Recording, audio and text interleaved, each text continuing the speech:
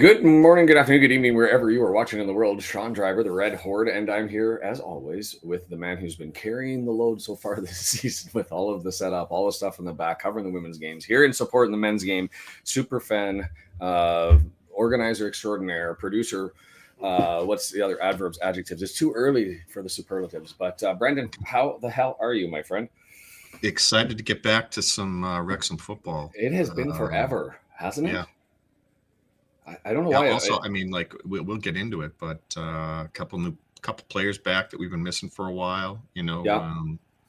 So this is the most healthy we've been. So and unfortunately, also I don't know the most healthy, but completely healthy, really, for Stoke City. 11 guys who have the most minutes, 11 guys they're putting out of the pitch. So this is going to be uppercut versus uppercut. It's what we've got versus what they've got, and I need some happiness this weekend.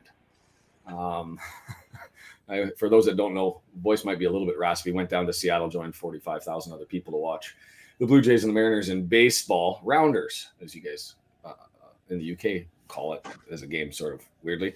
And anyway, my heart's already been broken and shattered once this weekend. I don't need that to happen again. I need some love, and so I just said, screw it, Took Magic right from the start. I'm not messing around with this one. Let's carry all the power that we can get. I'm wearing the toque from the get-go. Never done it before. We're doing it today, and we'll see how it goes. I'm not holding back. Not holding back. The only problem is, and it's cold in here. My wife has the air conditioning on. I don't know why. She's all bundled up and comfortable, and I am not. And so it is what it is. Brendan, how do you want to handle this one this morning? You want to look at the lineups and then go from there with the expectations? I mean, it's pretty clear when we look at Stoke City what we've got to worry ourselves about. Everybody, but one player in particular, who will be familiar with Wrexham fans. I have our lineup up first if you want, and then sure. we'll bounce to Stoke, and then I have a Welsh techie, and some people have thrown in some pregame picks, so we'll go through some of those. I see the stadium.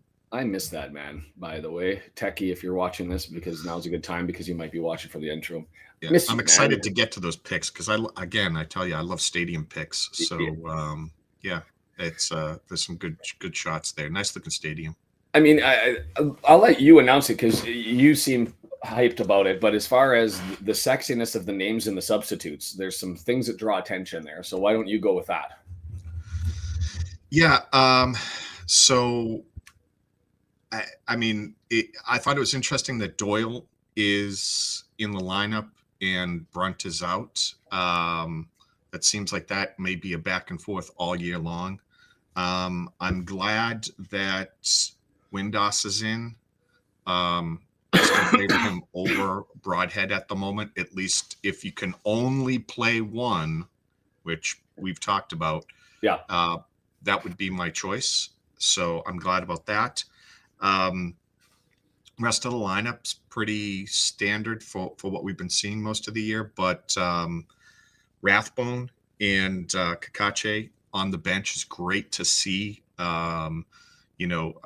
Especially Rathbone, I think it gives a different dimension to what you're gonna get in the midfield, right?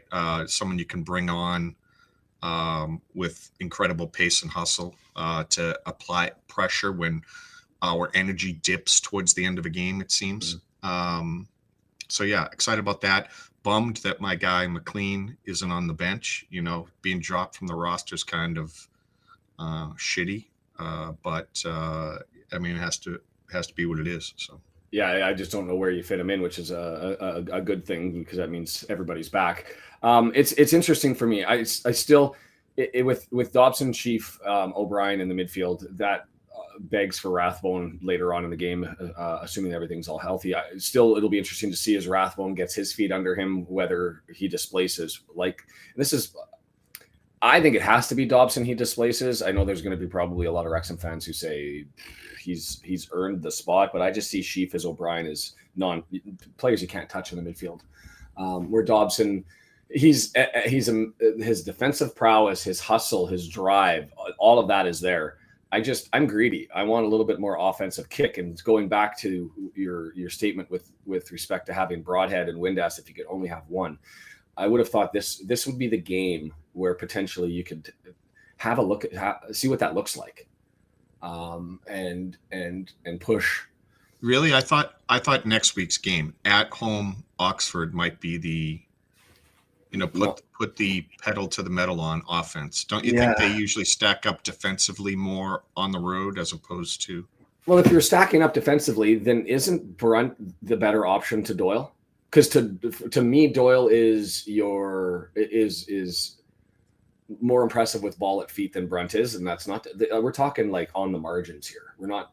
It's not like there's a great divide between the two of them, but I see Doyle as better connecting with the midfielders. I see Brunt as being the better against faster players, and Doyle being better against bigger, maybe aerial attacks. Sure. So from that perspective, I don't know enough about Stoke to know who I would prefer. If they have someone devastatingly fast on the right side, like the lineup you don't want to have is McLean and Doyle out there against an incredible right wing position. So I don't know enough about Stoke to know if this lineup makes sense. But when you have either Longman there or Kakache, I'm less concerned about Doyle being left on an island. So yeah, no, I absolutely get it. It's interesting when you go through the stats, and I obviously went down to Seattle, so I didn't get a chance to put them together, even though I had 2 weeks. I probably could have got ahead, maybe.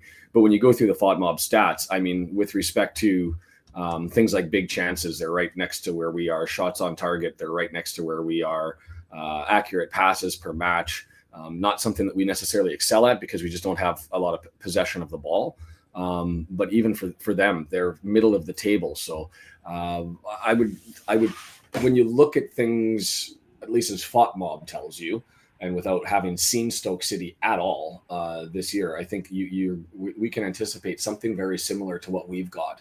I didn't check their possession stats, but as far as I'd expect towards the wings, I'd expect they build a little bit more than we do.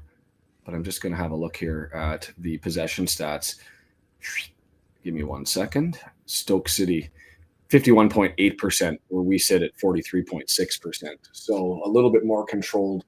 But as far as chances and opportunities, we're in the final third. It looks like it's fairly even between the clubs. And look, this is the Gauntlet. We talked about this 2 weeks ago. God, it feels like forever. It feels legit. This break feels longer.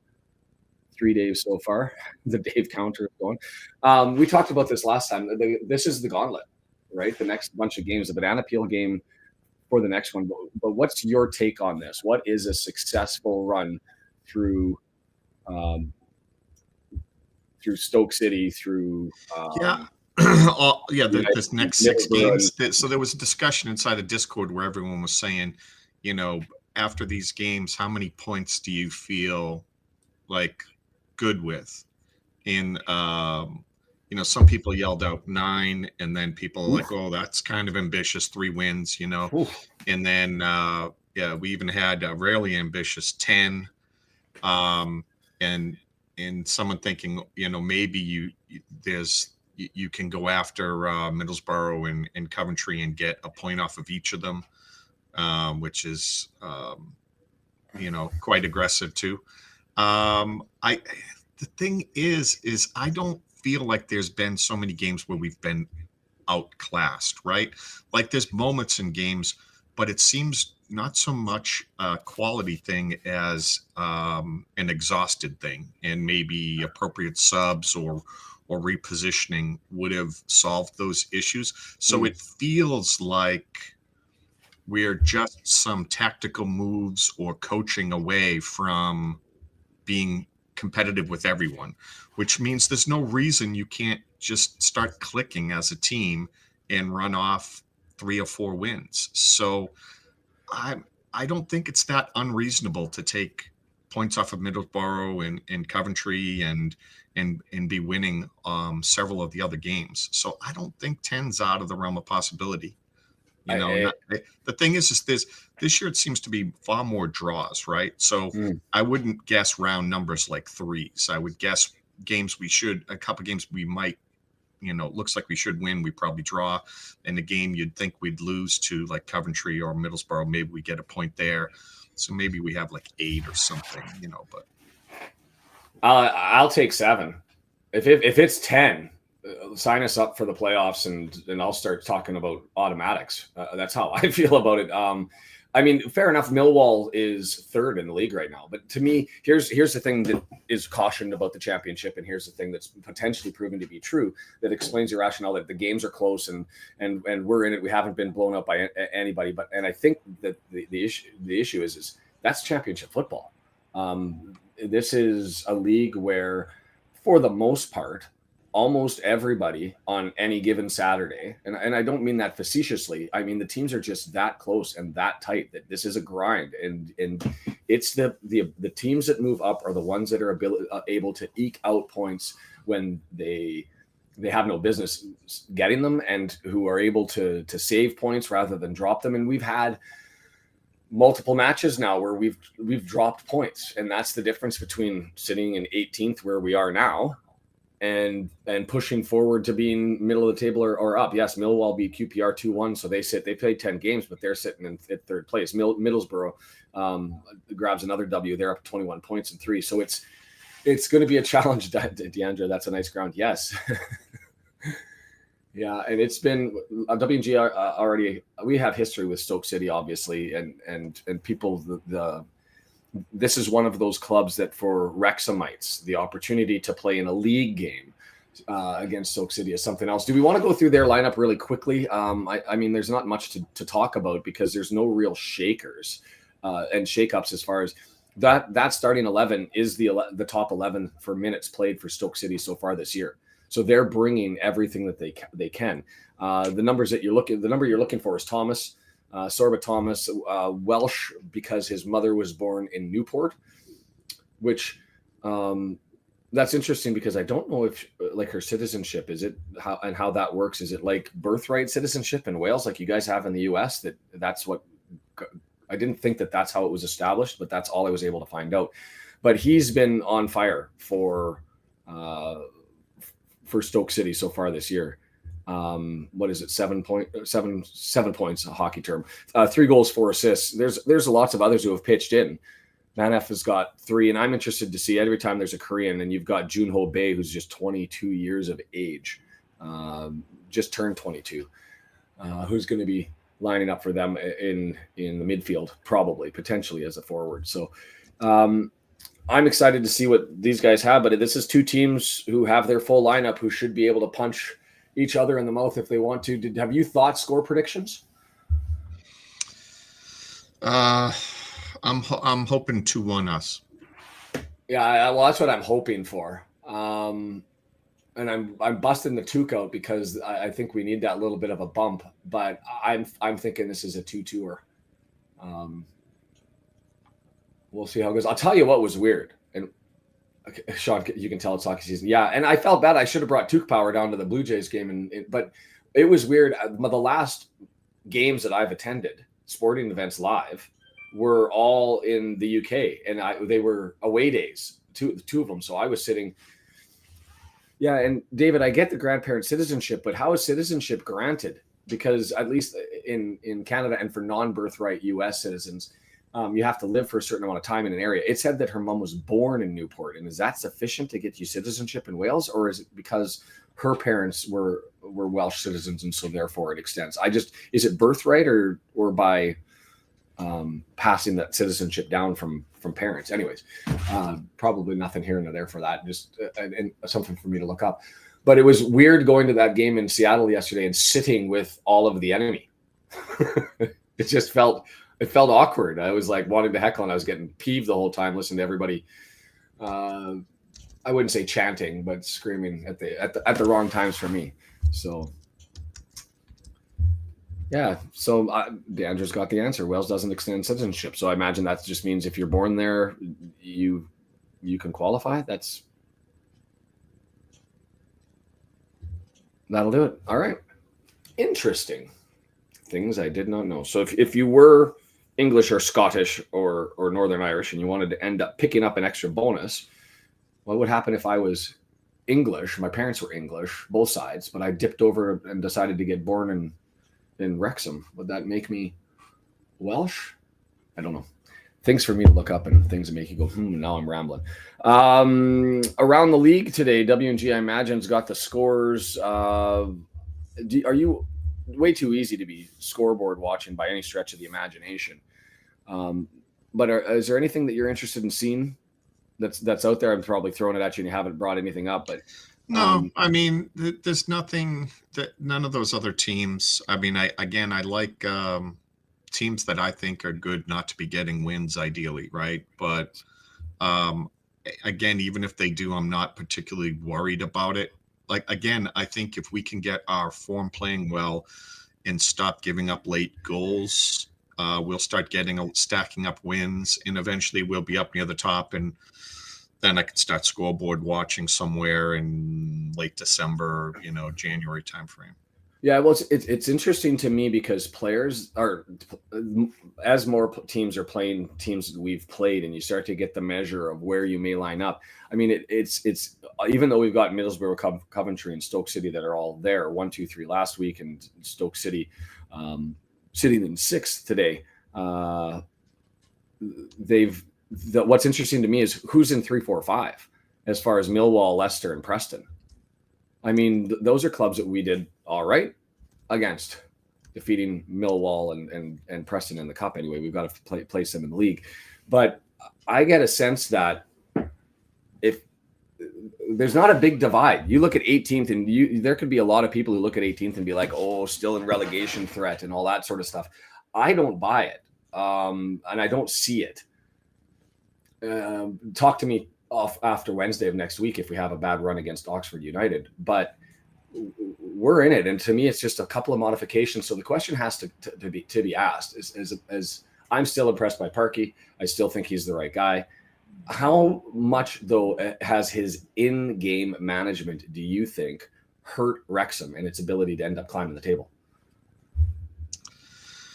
I think what's hard to judge is to me, swapping out your whole lineup and then a bunch of injuries and never really getting the whole team together at any one, because the team was formed so late, you're already asking a ton of a coach to bring everyone together, right? And still keep all those players you displaced focused, and content with their new role. That's all a ton to ask. And then to also be perfect in managing all those players' time in game. I mean, it looks easy as a bystander because we weren't seeing a ton of issues other than, well, you could sub a little earlier here, or you could have swapped out this guy at this point, and then we would have been in much better shape. It's, that Monday morning quarterback, as they say in the US. So, yeah, I just wonder how hard we're being on Parkey, right? I think that overall he's done a great job. We've formed a really good team, which he has a lot of say in, and it looks like we're going to be quite good. We seem like we're really close to fixing it. We don't seem like we're a mile off. So I'm okay with it. Yes, I think a couple of tweaks would have made a huge difference and we'd be at the top of the table. But, I mean, so you wanted him to be absolutely perfect? It seems unfair. And I get that. On player identification, on preparation and training, on stick-to-itiveness, on getting the guys fired up and having them understand the situation, Parkey's been amazing. Where I have the issue, and I go back to there's the Derby game, the Sheffield Wednesday game, and the Southampton game, where I don't think this was a Monday morning quarterback situation like you referenced. I think it's a straight up deficiency when we as fans can sit there and say the tone on the pitch has changed, and I can see it, I can feel it. There's things aren't working. We're in a shell. We're not connecting through the midfield. There's a player who's got a lack of pace, and it's the game is screaming for a change, and it doesn't happen. Those are the ones where I think you have to point to Parkey and say, on that, if you're filling out a report card He's not on a roll this year, but he's not failing in my eyes. He's got a whole raft of A's, but on that in-game management component, and we talked about it in League One, we talked about it in League Two, we talked about it in the National League. He's structured. He's wrote 65th to 70th minute. We're going to get our first set of subs. Depending on how early or late, 72nd to 76th minute, we'll get another one, and you might get a third one late. It's too predictable, and to me, that's his failure is not managing the game, not watching the game and taking a feel and saying, this is what I need to inject in order to get the result that I want. And I won't fail him for that, but he's on the precipice. He's got a C- for his in-game management. And I think we didn't get called out in League One, League Two, National League because of the talent of who we had on the pitch. But I think in the championship, that's where we have it. So we'll absolutely owe him some slack. A's across the board for all the reasons that Brendan went over. I mean, and player identification, and it's easy to criticize. But to me, we're 9 games in, and in a third of the games, I think that he's failed the club as far as his in-game management. I think the biggest point you brought up there that hostile. No, not hostile. No, the biggest point that you brought up that really I think hit me was thinking back to the fact that in several of those games we could feel the momentum shift, and I forget which game it was where we scored 3 goals in like 6 minutes, and I was sitting there going, the coach and the other team stinks. Like, how is them or not the veteran players on the other team realizing they have to kill momentum by knocking it out of bounds, by faking an injury, by doing something, right? Because you could see it was inevitable. We were just going to keep scoring there until they did something. Yeah. And we felt the same thing on a couple of times where teams came back. And if me, a self-prescribed football idiot, feels it and knows it, and then it comes true, it does give you pause to, how is he not seeing it if all of us were quite confident something needed to take place and it didn't? So. And I'm going to just deal with some of the comments because I want to make sure that the message comes through. I'm not saying that he's a bad manager by any stretch of the imagination. He does so much right. And I like the fact that he's dedicated to the formation and the strategy that he thinks is best, but still has the adaptability to end up modifying that depending on who he's playing. I think he's amazing at his player identification that fits his style. He knows what he wants and what he works and what skill set, and will accommodate what he wants to do on the pitch. He's an amazing manager, and there's no way that I'm getting early on the bus. If people are buying tickets on the Parky Out bus, I'm late in that lineup. You're going to have to probably push me into that bus. But constructive criticism, I think, is always a thing. And to me, that if you were to say to me, what's the difference between why we are sitting in 18th position and not mid-table or better? There's only one reason, and it's Parky's in-game management.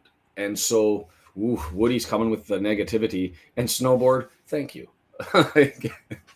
Woody brings the reverse jinx. That's what he starts. That's he does. So it's gonna be a blowout. I don't know. I don't think I've done the toque from the outset. As long as you don't talk about referees, and Woody always says we're gonna lose, we should be fine. Okay, good. And then so that we got to write this down so that we can keep track of all the superstitions. It used to be. Can we go back to the first? Somebody has to take the hit because we haven't done this probably since the first year we did this, or maybe and in the second is there used to be people who were dedicated who seemed to always end up going to the loo when we needed a push, and more often than not it worked. So I'm going to say this for today's game: no shame. If you're going to the bathroom, announce it so that we all know, because we need that extra push. We got to get that number 2 magic back. Yes, we need that number 2 magic back. Oh God, 4 minutes away from kickoff. I have missed this immensely, and I am so glad that I get a little bit of joy and bliss after having my heart ripped out and stomped on last night. That hurt, but they live to play another day. tomorrow. I've got the videos and stuff to sit there after a grand slam, and like literally I sat down and was like piss off, and to have everybody in the stadium or like right around you vibrating, jumping, and celebrating. I don't want to have to go through that ever again. So it's match day. Glad to spend time with the Red Horde. Let's go Wrexham. Time to show those Potters who we are. If you haven't done it, the subscribe button is down below. That way you can join the chat. The like button, bash the hell out of that thing so that everybody knows that we're here. And I'm going to get my pillow on my chair comfortable and sit back. Do you have any ideas to what we're going to see from the start of this thing? I'm anticipating that this is going to be not so much a center back kickabout game from them, but that they'll be searching constantly and advancing the ball forward. But it's an interesting one because they've got 53% possession stats, but they don't seem to like they seem like they might have more in them, but their XG doesn't identify that, if that makes any sense. Like you look at them, they've got 11 goals and 6 goals against. You compare that to us, we're sitting at 14 and 15. So defensively, they look like stalwarts, but I think offensively, we're going to see much of the same. Do you have any ideas to your prediction as what you're going to see?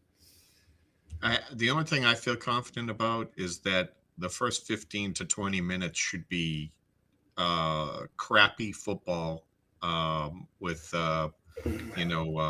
everyone running around like a madman. I think after the break, everyone will have a lot of energy and it'll be a little unsettled structurally. So I'm guessing it'll be chaos for the first 15 to 20 minutes, and then we can get a read on the game.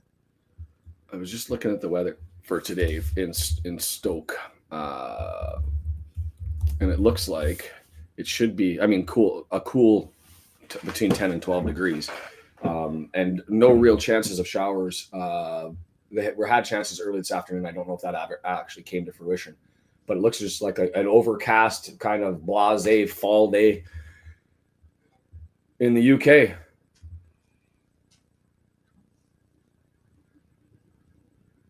I'm getting BBC Radio Wales Sport, Andy, on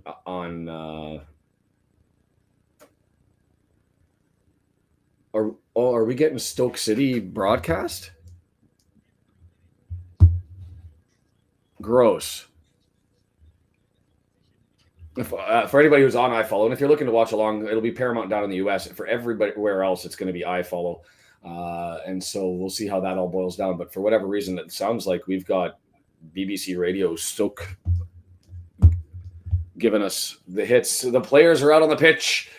The lineups are on the screen. And we're going to start dialing in on this one. I just, you know what? Let's make it a blowout. Let's just assert ourselves. John Olsen, throw your score predictions out there. Feeling 2-1 Wrexham. I'm sitting 2-2. I don't think I've hit a score correct yet this season. Have I? I stopped. No. I put the thing out to measure it and then never did it. There's Thomas on the screen.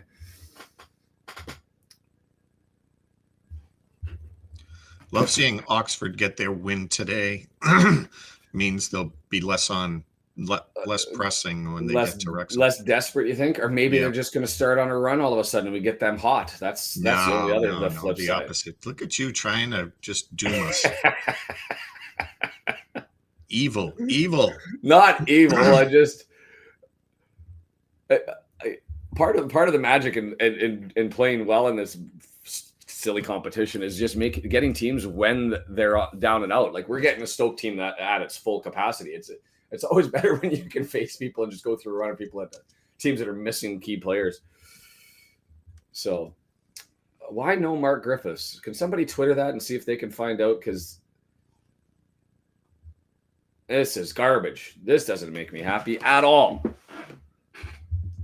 I mean, better than a kick in the pants, and probably I would prefer this over Paramount broadcasters, but I want Mr. Griffiths. No jinxing. I didn't jinx. God, if there was no jinxing allowed, I wouldn't be able to talk. Shaun Olsen, iFollow should be rebranded to I Pray, and we're underway. I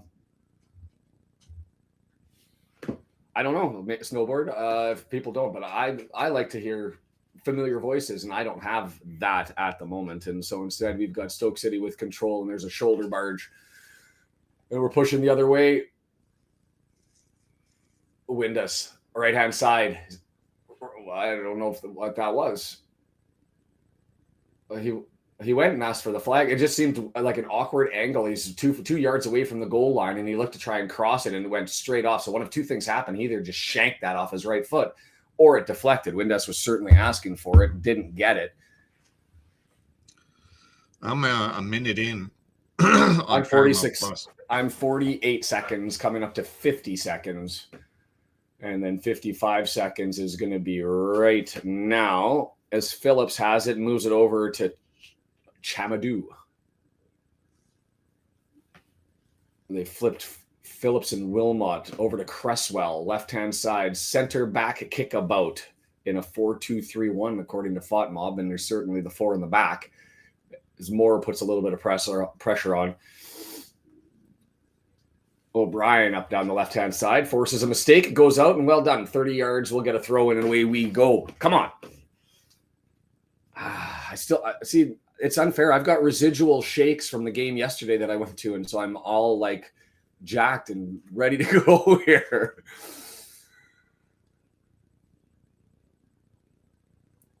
Secco steals it, moves it forward. It's now flicked on, but nobody home on the forward to advance that from. Who was that? Was that Kiefer Moore all the way back? Kiefer Moore opportunities, looking to steal it, can't quite get there, but it's forward. Left-hand side cross. Chamadou comes over and steals that from O'Brien, and it's good.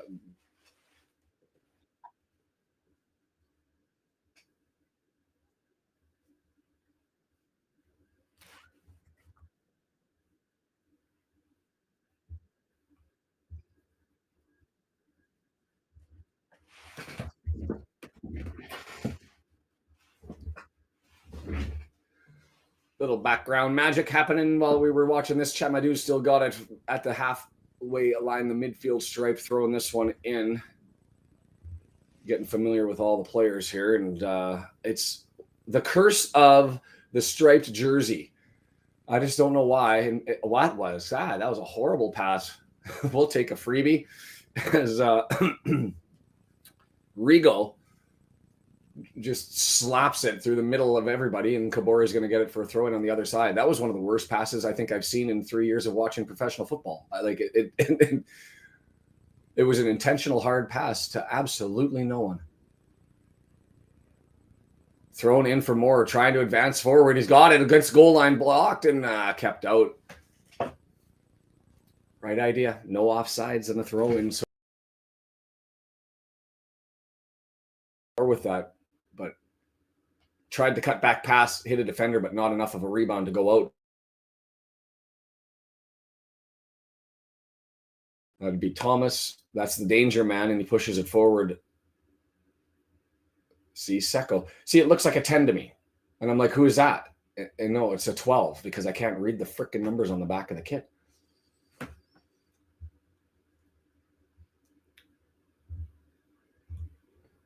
Hey, 3D, how are ya? And you're welcome. Stoke does look a little rusty out there. I mean, to be fair, we haven't really connected on anything either. Baker's up. First time we called his name, looking for Thomas, and a nice little cutback in front of Kakache, but well done, sir. And then he gives it away. What are we doing? And then we smash it off of a head. Somebody get control of this. Dobson's in. He gets pushed shoulder barge, and we're going to get a foul. That was a little bit soft going down from Dobson, but he took the...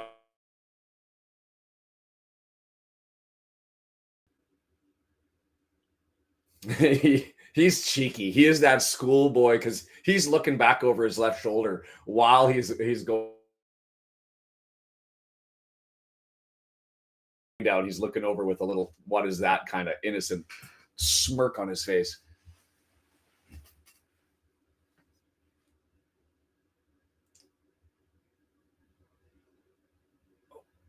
Ogonkwo. That's a good ball up to Moore. He heads it, but can't get it to anybody, and it's going to be grabbed by Cresswell and bumps it back to Johansson, the Swedish keeper, and Johansson. Howdy, Gail. How are you? Yeah, no women's match tomorrow. So we're back Wednesday is the next one. And the Wrexham fans are in loud voice. God, I miss away days. That should be the poll. Do you prefer away days or home games? Because I'll tell you, having been there and going to the Kairos is something special. It has to be done. But if I had my druthers, I'd probably just do away days. The whole trip and the build up and the whole nine.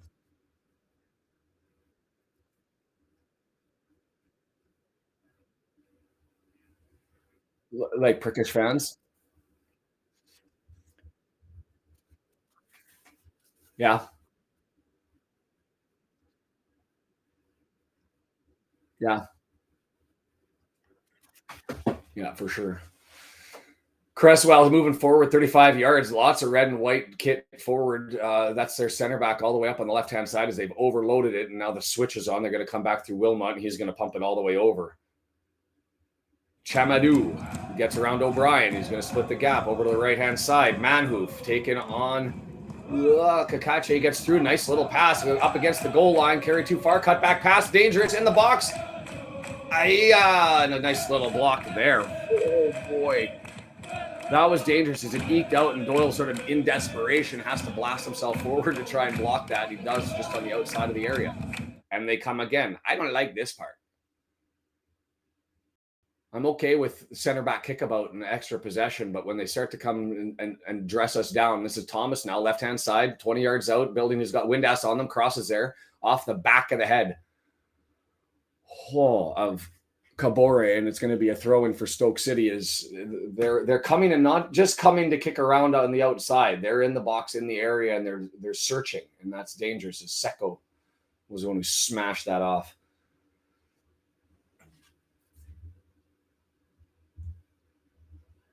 Yeah, that's true, David. Away days are always dependent on the result. Nothing worse than a 3 to 4 hour trip to get pumped.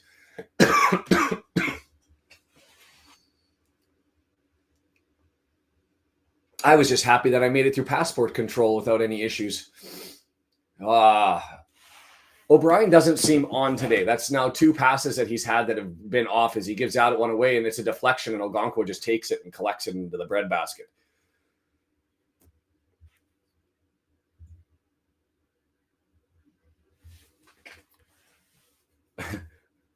If Pontypridd beat Swansea tomorrow, I don't want to say anything too egregious, but what could I wear? What could I wear if that ends up happening? But solid results. The Wrexham women certainly in it. And the nice thing with all the changeover, an opportunity to build up, right? Europe's still a potential. First place still obviously on the table for them. And that's just exciting stuff. As it seems like they were always solid, always good, never in question, but not a part of the discussion in the top 3. I think they've solidified themselves there for the girls. Left-hand side, Cresswell grabs it. It's just been sort of bouncing around, comes forward. They lose possession. Ogonko gets it. And then we have not, our midfield hasn't taken ball, stolen ball, asserted ball, or pushed forward enough so far, 9 minutes in. Manuf. He's got Kakache on him, draws it back. Phillips all the way over, left-hand side, up through Thomas now, 35 yards out, 18 yards out, taking on Kabore, 10 yards, cross over, lots of yellow jerseys. Longman gets it, finds Dobson. Space. I like this. That's the patience I want, because it gives you the opportunity to maintain control. And we do, and get a throw in. Thank you, W&G, you gorgeous soul, you. Hull up 1-0 on Birmingham. Still surprised about Brum's struggles, and I say that they're just ahead of us, but I guess one of those things, maybe just an indication again that this league is as tough as they all say it is.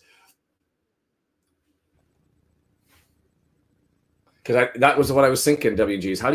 How can we say legitimately, and I'm guilty of it, yay for the downfall of Birmingham. Uh-oh. Giveaway. Thomas pushed forward into the box. Nice little chip pass, but couldn't get there. Is that Seko? got cleared, and it's thrown in right away quickly up against the goal line. Wakey, boys, as now we're 10 yards out. I'll come back to that W and G. Crossed in, and it's just cleared. It's not cleared. It's just pumped out. It's on the foot of Stoke City again, looking for options. Is that Thomas again? Thomas with it.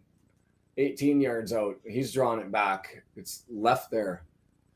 Secco, he's all over the pitch, this Secco. He's over on the left-hand side, cuddling up to the center backs, as now he's moving over to where it traditionally has been, over on the right-hand side. Dangerous. Phillips carrying the ball and doesn't lose it, able to maintain control all the way back to midfield, though, to reset itself. And now it's Manhoof over on the right-hand side. Or sorry, that's Chamadou. Rigo stabs forward. Secco. I don't like this. And guess what? We clear it, but it's just as far as the center backs, and they come again. Weather guy. It has been forever.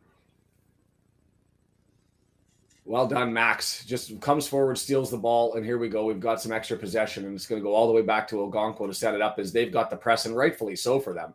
We haven't made good decisions, good passes, and so keep the pressure on, and Ogonkwo gives it away. And here they come again. No kidding, George. This is getting... Oh, that's a gorgeous pass. Oh. Misread by Manhoof. It was a nice pass through the middle, split the difference between Kakache, and Doyle. But Manhoof, not enough wheels to get there. Are you seeing the same thing that I... Yeah, I think we're just going to settle down, and then we'll be fine. So, all right. Feeling it out.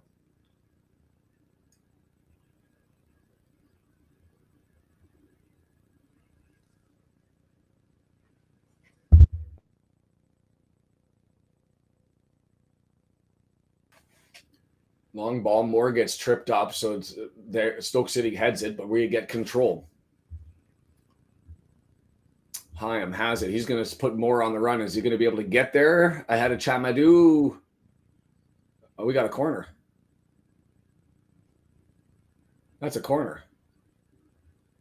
That's a corner. He carried that behind on the goal line. What are we talking about, Stoke City broadcasters? And that's got to be a throw-in? I mean, if it's either a foul, which there's no way. If that's a foul, that's the greatest flop of all time. That's a corner given. Self-inflicted corner. That's what it has to be. He took the flop, hit the knees, and dragged the ball out. But I'm listening to the Stoke City broadcasters who are like, that went out for a corner or for a throw-in. I was like, get fuck it, did.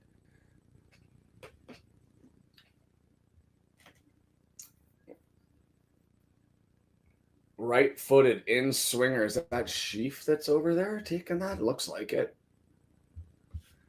Far post going up. Moore's there. Headed. That's how you draw it up.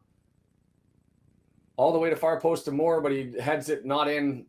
Easily saved by Johansson, who was standing right there and just had to lean to his right.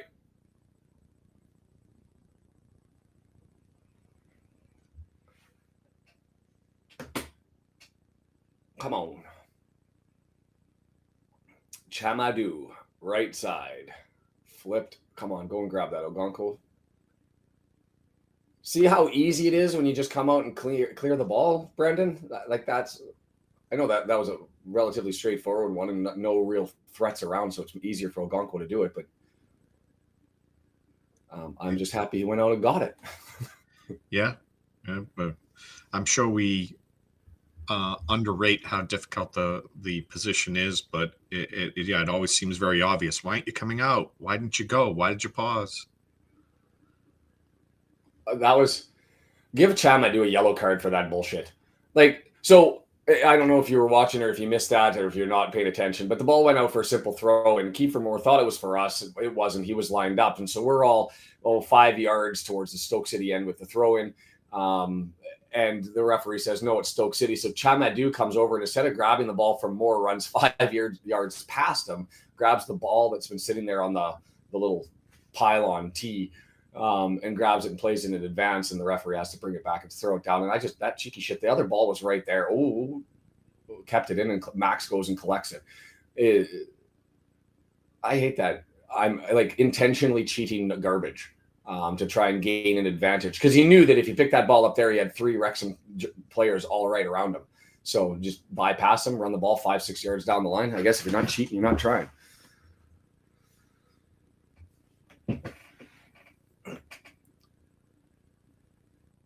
Creswell. Possession's got to be like 90% here, doesn't it? 78%. All right.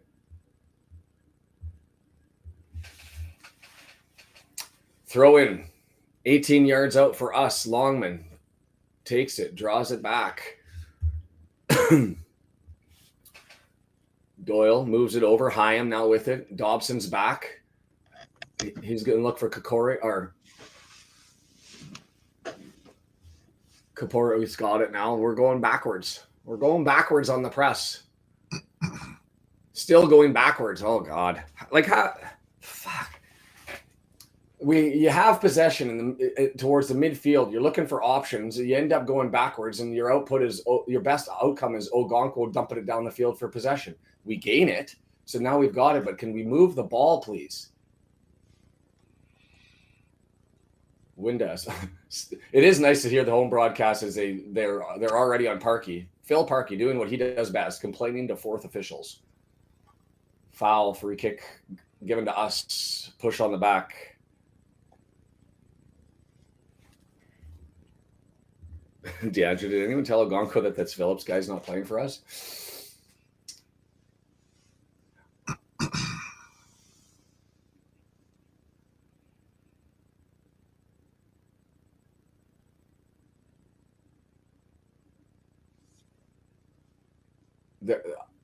I'm listening to the Parkey conversation.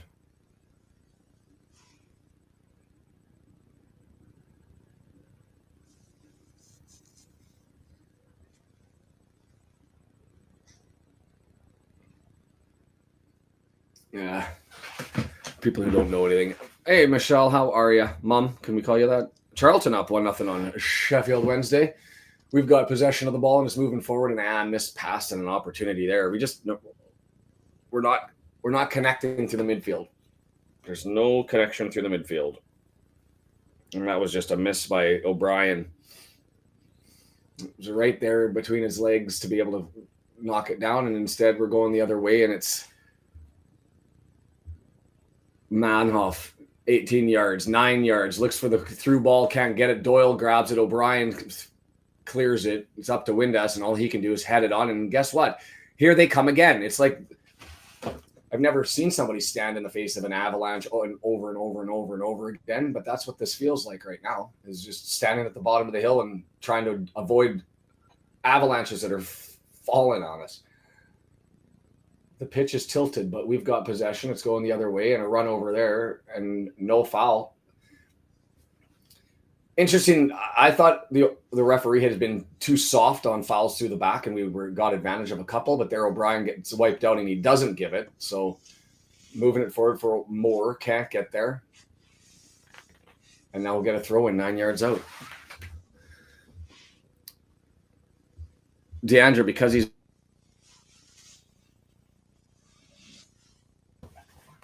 it's no fun, is it? I don't. Is Mark? I don't have Twitter. If somebody wanted to look that up, is Mark sick? Do we have a tech issue? Why am I suffering on a Saturday morning listening to Stoke City slap away at Parkinson for being a bad manager? Not a bad manager, a great manager in the lower leagues, but not a good manager in the.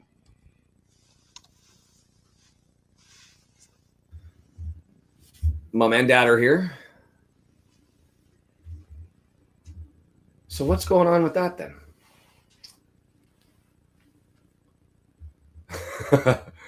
Has to be tech difficulties.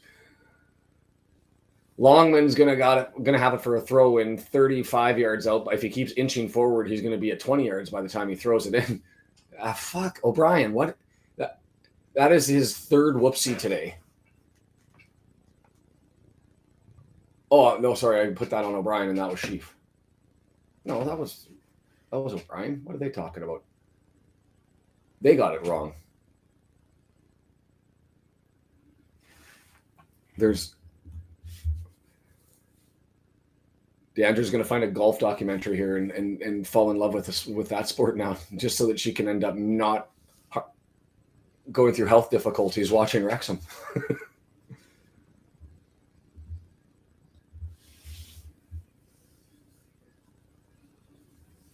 Well, and to be fair, it's going to live with him, George, isn't it, until something happens? And and what I mean by that is a different narrative come out from his performance. But he asserts himself in the championship for a couple of years, and all of a sudden you don't have that complaint to give to him. Clueworth, Kabore, forward.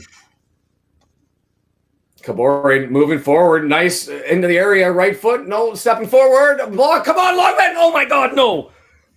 Oh my God, no. Longman. Kabore shoots it, it hits the keeper, it bounces over to Longman, the keeper's down, he's laying on the ground. Longman had the opportunity to sit on that, to stop it, put it, he could have walked it in.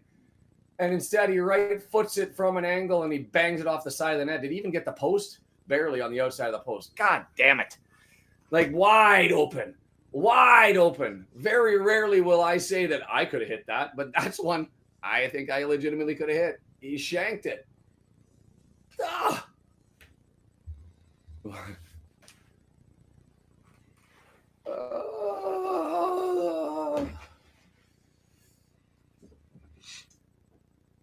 I think I hurt myself containing my yell at the screen because I'm 15 seconds ahead. I didn't know if that was a sneeze or what the hell that was on your end. Was the mic on when you did it? I was like, I was trying to hold it all in. I was like,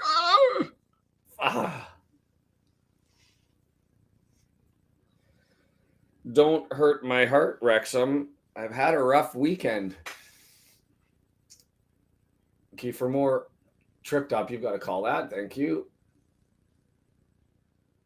God damn. I actually, to be fair, I went back to the screen where I can see Brendan in it just to make sure he wasn't having a medical situation. Because one of those ones I was like, do we need a defibrillator? Like, is something happening? To be fair, like that's a hard one to keep a poker face on when he blows that. I don't want to ruin the game for you, but still, that was like, come on. No, I get it. What pass? Not a good pass there, and it's over. But it's over to Longman, and we've got control as Chaim just kind of brought them all back, getting over exuberant, and it's O'Brien looking for Longman. Chamadou coming back and stealing that pass. It would have been a gorgeous through ball. O'Brien, a little rusty in your eyes. Are you seeing that? Yeah. Yeah, because he's usually a rock, like nothing misses, right? He just eats the ball up. His passes are there. He's just positionally, control-wise, first touch, it's all just slightly askew. Some of the spacing seems a little off, but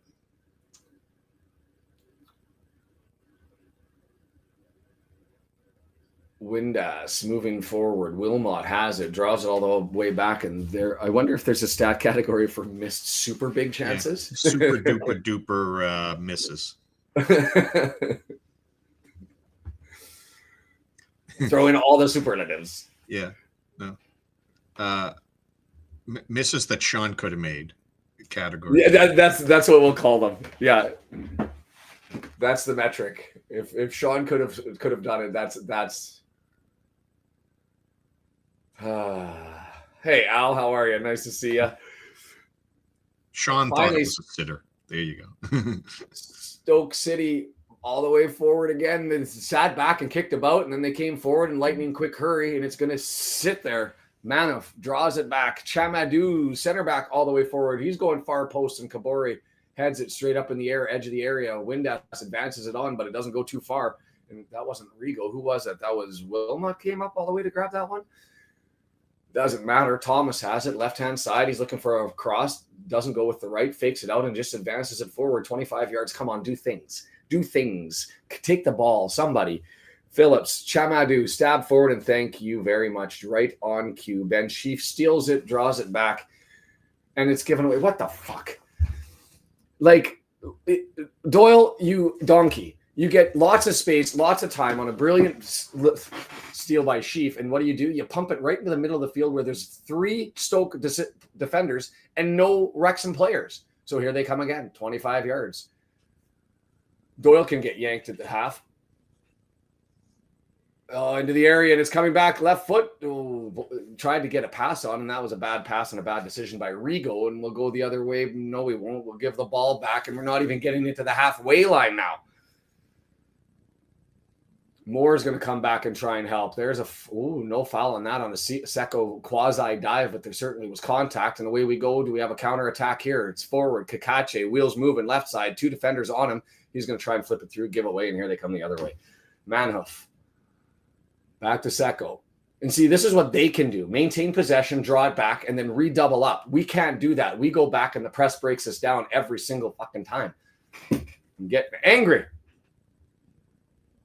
We can't get possession if we can't advance the ball from our center backs. And, oh, man. They are slicing us with passing now.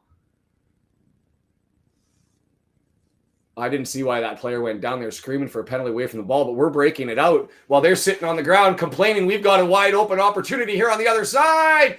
Drawn forward and Moore can't get there. Bugger.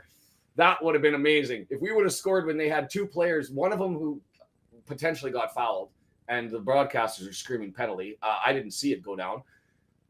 And another one who was having a padding next to him because the call wasn't made. So we had 2 players laying down. We go in the counterattack, and we're not able to get it in. Stoke is looking at least very good this game. As far as teams who have that sniff in and around it, they've been the biggest threat we've seen as far as my eyes are telling me. Like, to me, this has the opportunity to be a 3-4-0 them. We're not in this. We've had the best chance, and our counter-punching is there. But there's no control of that offside. Was he on his own half going forward? Flag doesn't go up, but Johansson comes and collects it from Kabore anyway. I don't know. What's your poll? And let the comments go as far as teams that we've seen. We're now 30 minutes in. Where does Stoke City rate? Because I've got them probably as the best team we've seen so far after 30 minutes. Like, they're passing. We've had some great defensive plays and a little bit of luck and fortuitous. What the breaks, but we've been giving them the ball, but they're constantly on the prowl here, and they're going again. It's Manhoof around the corner, 20 yards out, searching. Founds Rios, nice little through pass into the area, and it comes out. There's a cross. No, it's not. It's over to Rios. A nice little pass into the box. Cut back. Yeah, we're in trouble. Blocked down, and they called that a goal kick because the ball, Rios didn't save it at the end. But it could be 2-0 us. It's just this. Well, I mean, the good thing is I don't think that they can build up and come at us. We're parking the bus as it is for 30 minutes. Not because we're still going on the counterattack, but did that actually go out? Oof, I don't know if the ref got that right, but it doesn't matter. I want him to go back and show that penalty that Stoke City, the screen for the penalty that Stoke City had, because I didn't see anything. But the announcers thought it certainly was a penalty.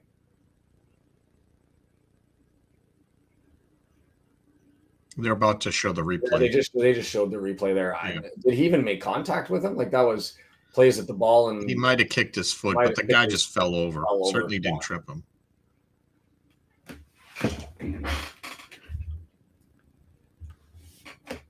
DeAndre's just happy if Ogonko finds a Wrexham player with a goal kick. Well, it's always a fun game like this. Kabore steals one. He gets bullied into, but he stands on his own 2 feet and pushes it down the line.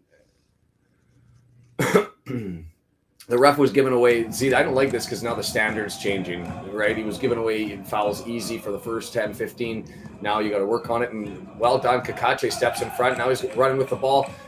Oh, sorry, not Kakache. Long. That was long. Why did I keep saying Kakache's on the pitch? Windass is having a go with the referee here.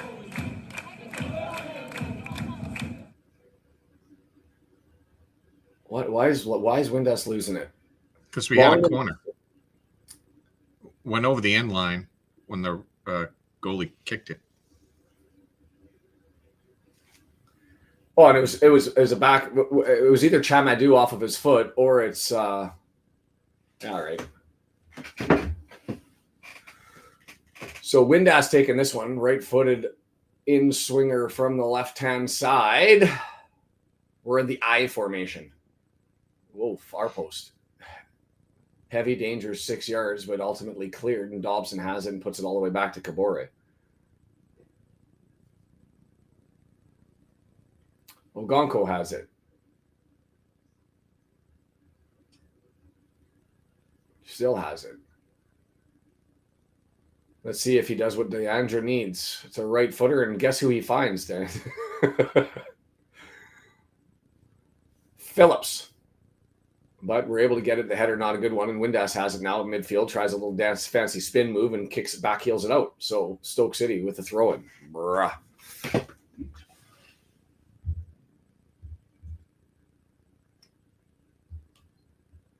Windust here to bring Windus a little bit of magic.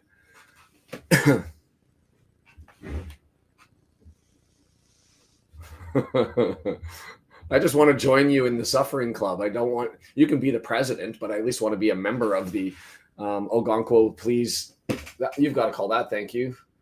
Not much in the foul, but it dragged the heels, and because of that, couldn't advance it forward as Sheaf was looking to pass it, and his leg got stuck out. The Ogonko, please find a Wrexham player on your goal kick club.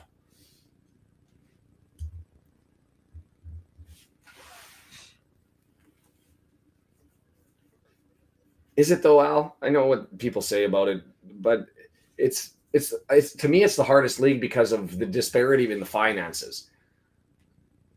It's the hardest league to get up and through because you've got to crack that ceiling. But I don't know why. Well, Gonko giving Deandra a little heart attack as he misses that with the right foot, rolls over his feet, and he has to go and collect it.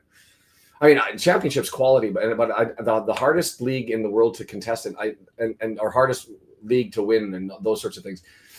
I don't know why that moniker has been given there because of the competition and the level of it. But I'm happy to say that that's true because of the disparity between the clubs and spending powers. Like you've got the New York Yankees up against the Pawtucket, whatever their team name is, the New Hampshire Fisher Cats. Windus, left-hand side. Well, that's quality, but all of those teams, the National League, only 2 teams go up, right? But there's also not, other than when Wrexham was there, not typically a massive disparity top to bottom between budgets like there is in the championship. So I don't know. To me, that's a talking stick. That's what the Pawtucket Red Sox. There we go, George.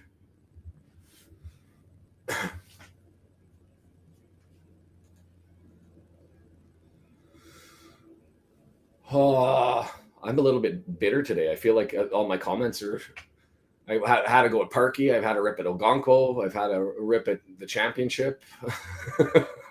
Negative Nancy. I am. Screw the Mariners, ruining my weekend until Sunday. And then I'll be happy. I hope.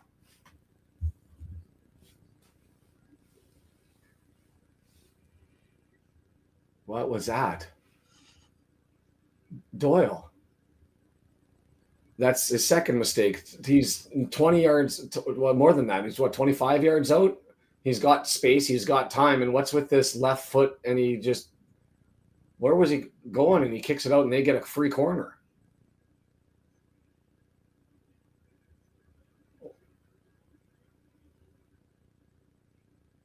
Well, it wasn't 40, 45 yards. The fucking radio announcers here are horrible. And he's still recovering from the Longman miss. So it's going to be a right-footed in-swinger from Thomas, the Welsh national.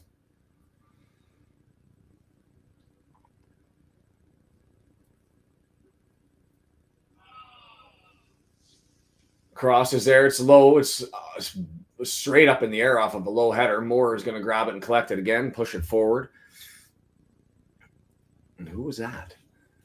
Right foot crossed in. More skips. Oh, for fuck's sakes. Thomas scores.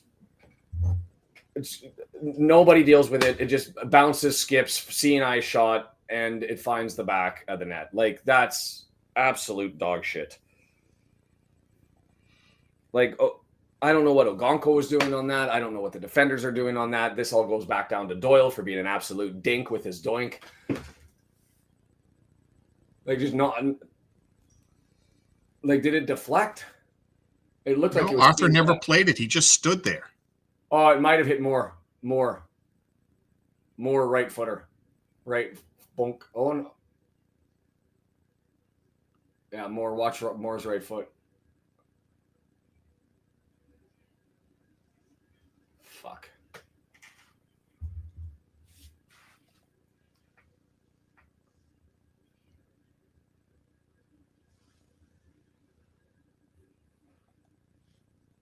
Yeah, Anthony, I think they had to get up here to set the record and to get the numbers. Will be interesting to see how the team does financially next year, or 2 years from now when we get the results. Free kick, Moore getting. She's too strong for the Stoke defender. The quality gap from the top two to the bottom four is so small. Yeah, I can.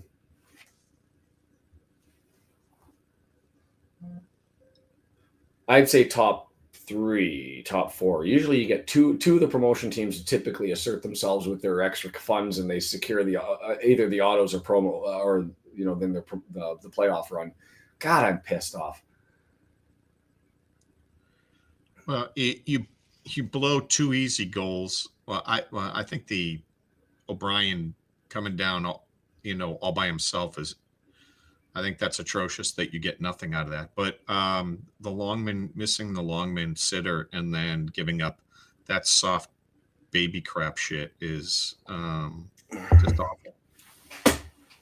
But to be fair, it's been deserved by Stoke. Like, they've been the better squad. And I just, they haven't had a decent chance, and that wasn't either. Like, no, they but you know how much I like touches in the box. Like, their passing. Yeah, you're a box toucher, but still, I'm a box toucher. But their ability to carve through, it's just one of those passes is going to get through, and somebody's going to be sitting wide open. I don't know. I think what they're doing is overrated. Back to Longman. Right? There's how many teams? There's a bunch of really good teams that have possession, and they, they're kicking it about, and they look like they have all the quality, and then they can't finish. They can't make a decent threatening shot, and then they don't score. And that's what Stoke looks like. They're not that wasn't it. That should have been stopped by two different Wrexham players before it got to the goal. Ogonko, yeah. Windus is going to take a right-footed in-swinging corner here after an opportunity near posted. Nothing there. Dobson's going to put it back in the mix. No, he's going to put it left-hand side. Sheaf gets it back out to Windus. Put it back into the mixer. Sheaf, 20 yards out. Nice little pass forward play. And fuck off, Doyle. Doyle is just getting butchered. Is he just a giveaway there? And here they come on a 3-on-3 break and push through, and well done. Who was that? Was that Longman defensively? Gorgeous.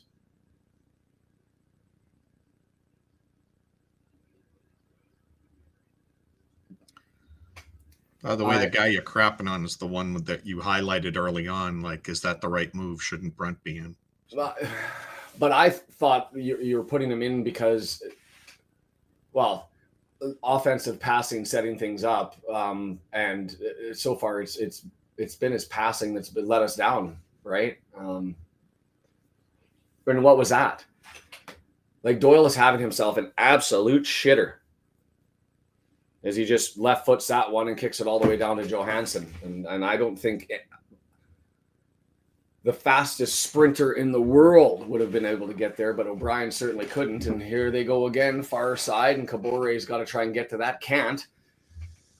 Sorba Thomas, left foot, swung back into the box, headed away by Hyam, and now it's Secco. He's working it right-hand side.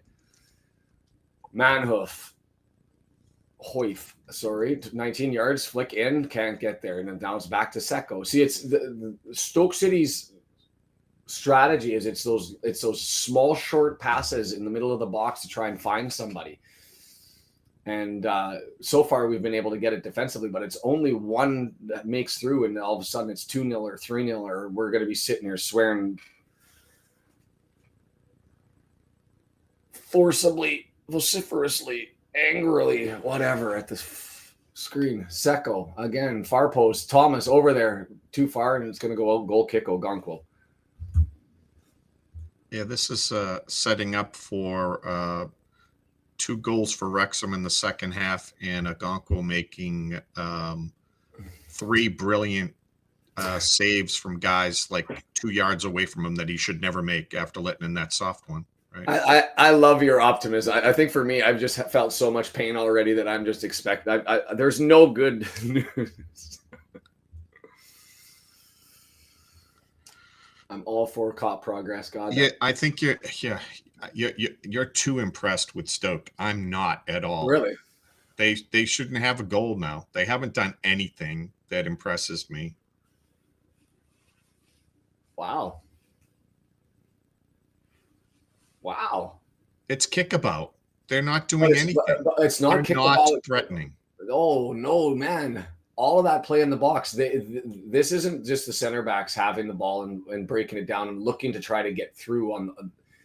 They've continuously had the ball within the final third in the box with passes around, and that just weighs on you. That's death by 1,000 lashes.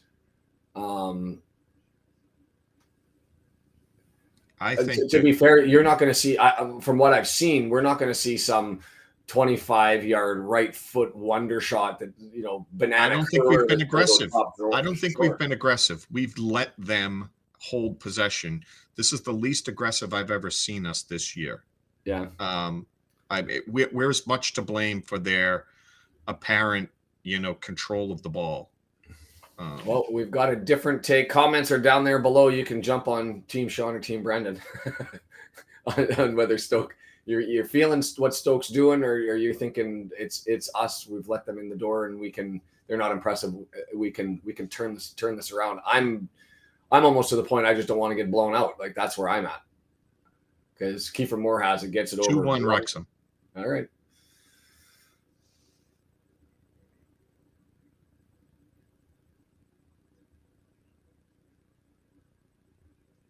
Good touch. Yeah. First touch there by Parkey, not chest down, gets the boot, clears it off the sideline. Brian, there you go. That's a guess for you. Will says it's us. Brian says Stoke only looks good because we've given them the ball. They don't have to take it away. Just line up the offense.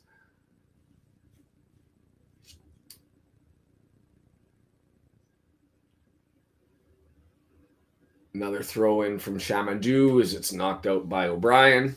It's us from Will.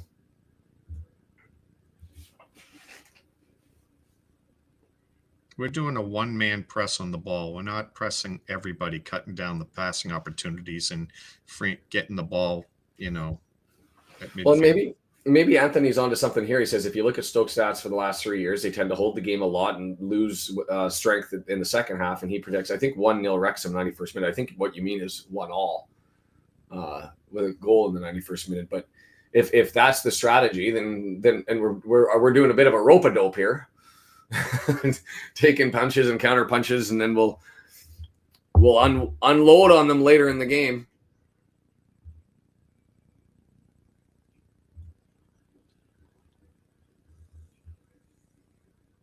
Paint peeling stuff, yeah. Unless the plan was some sort of a rope-a-dope, just hold on to it for as long as we can, and then carry it in the second half.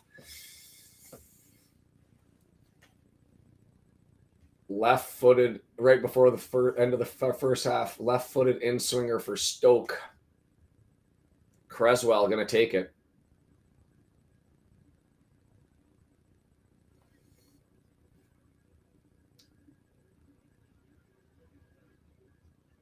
Okay, anytime here. Anytime. Near post, 6-yard box. Kiefer Moore clears it. It's going to be on the chase. Hyam's going to go out and grab that. And, well, he's not going to. Why? Like, what? Help me with the decision-making process there. I get that you want a clearance, 1 minute added on, but you're Hyam. You're running over towards the end, towards the sideline. There's absolutely nobody around you. And I get that clearances are good, but he just blasts it along the line and gives Stoke City the ball. Why can't you stop, turn, and have a look and at least put it into a position where a Wrexham player has an opportunity to challenge? We're not under the kind of pressure where you're just looking for any relief. Yeah. Are they gun shy? Are they like, it's almost like they're, you know what it reminds me of? It reminds me of when you start playing body contact in hockey and you're so afraid of getting hit that every time the puck hits your stick, you just get rid of it because you don't want to get smashed into and you don't learn puck control. Right now, they just seem like they've been punched in the face too many times by Stoke coming forward that they're like, get the ball and clear, get the ball and clear, get the ball and clear, instead of just having a fucking look. I don't know.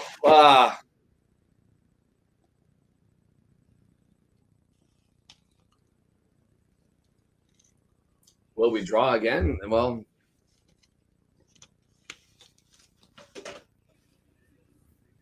I don't know.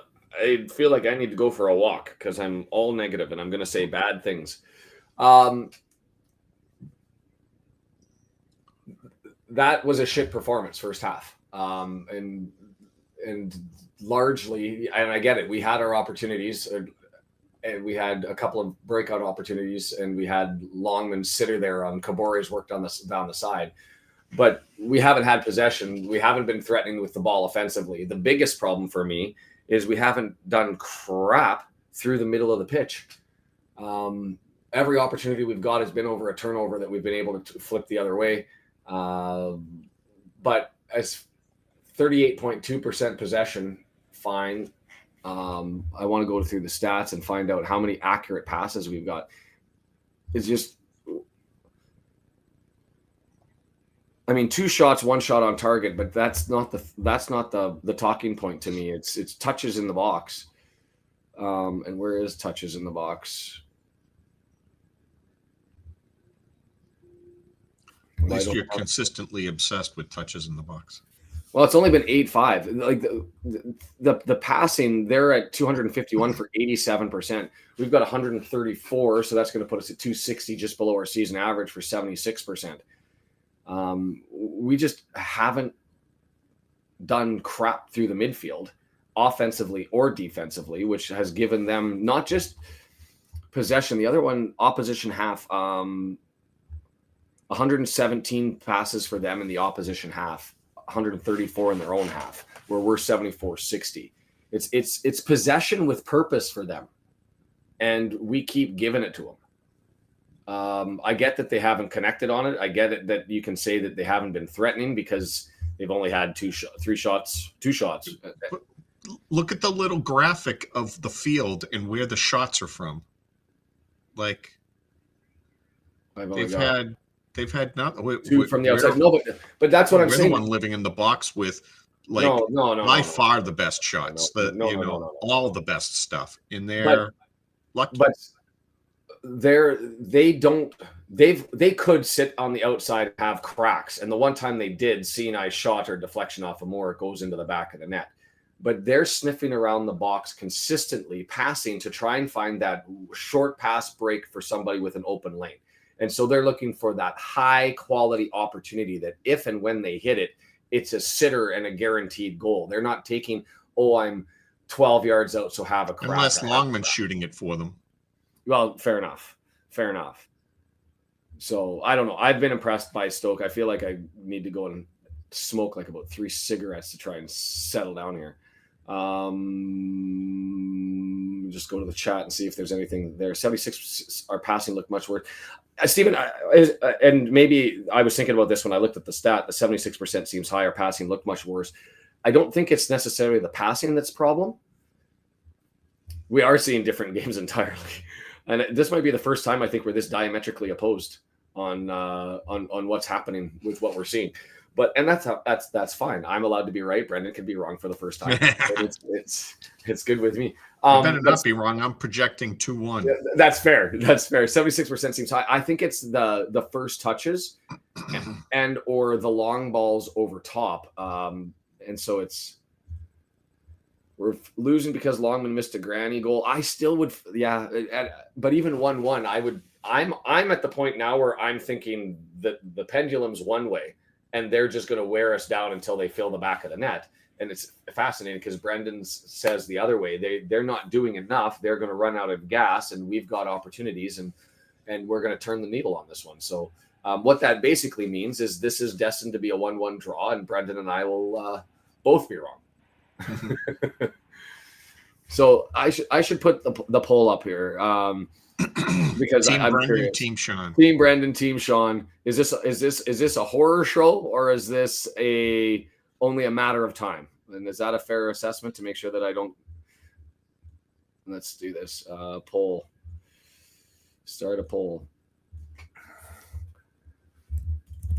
Who has the right POV?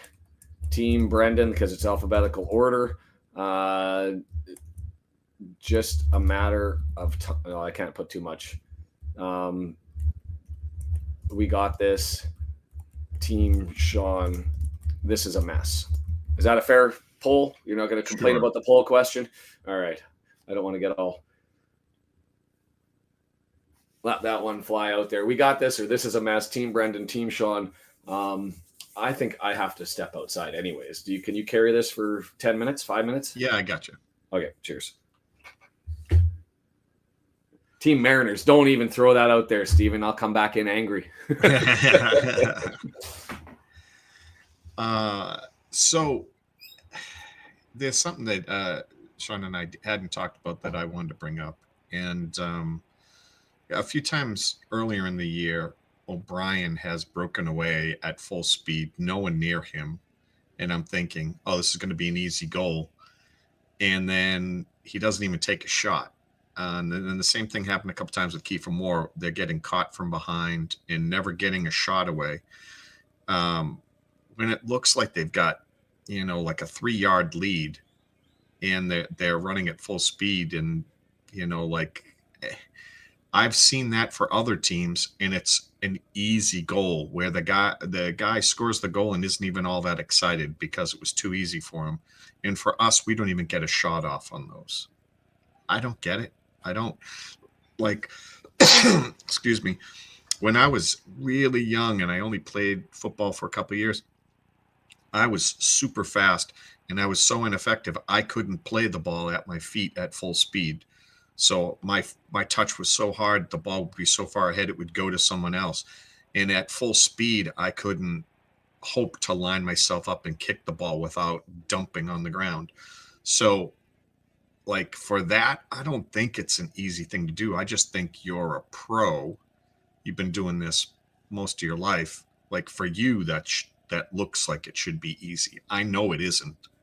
Now, the Longman shot, hitting it with the side of your foot, just tapping it in on an open net, that was atrocious. But the O'Brien thing, you guys tell me, like, does that bother you that he's gotten several of those this year and he's never at all threatening with them? I don't get it. Is it really hard to do for a pro to hit that on the run that open? Doesn't seem like it should be.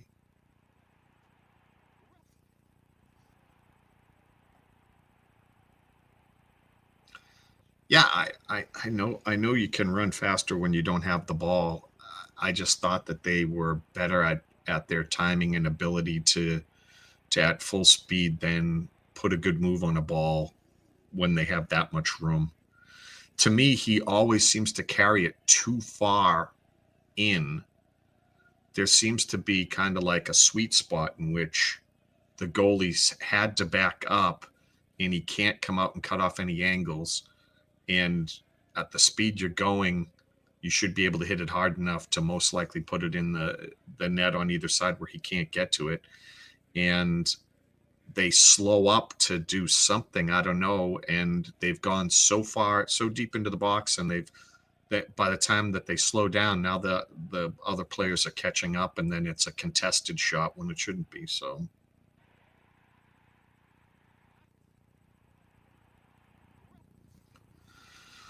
Al saying Stoke are in control. Steven, I'm wrong. He has got a couple of those breakaways wide open. All I can think about is the at least 3 that he hasn't even got off a shot. Same thing with Kiefer Moore. Had several of those. Mark Richards saying O'Brien is definitely not playing to his usual high standards. Yeah.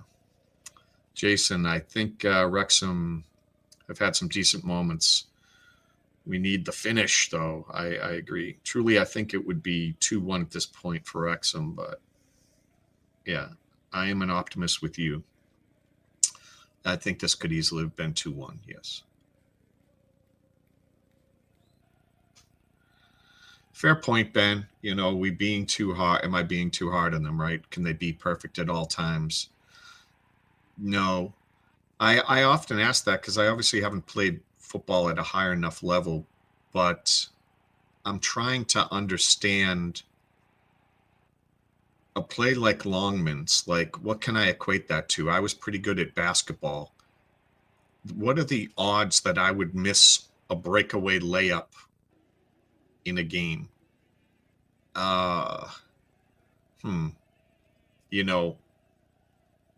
1 in 80, 1 in 100 times I would miss a wide open layup. It feels like those are wide open layups for them.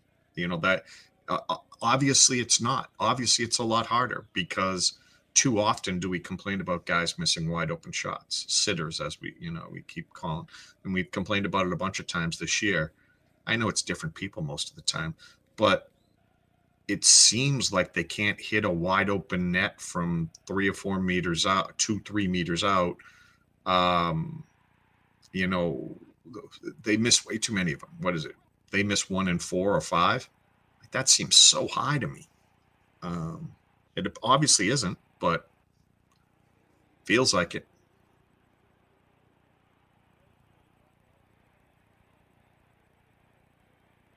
Rathbone in for O'Brien. Jeez, I don't know.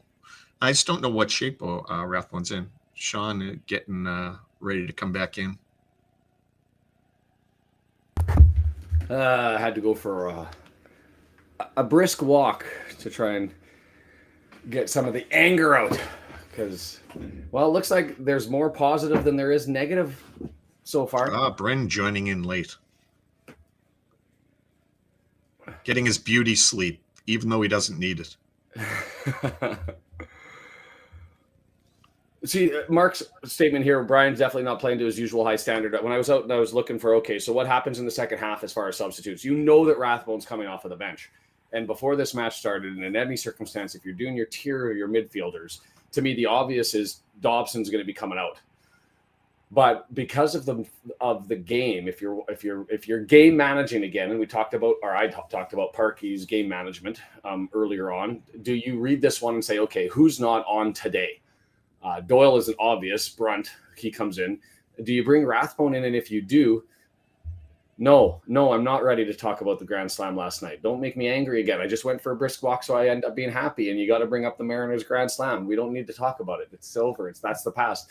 But do you bring in Rathbone for O'Brien? I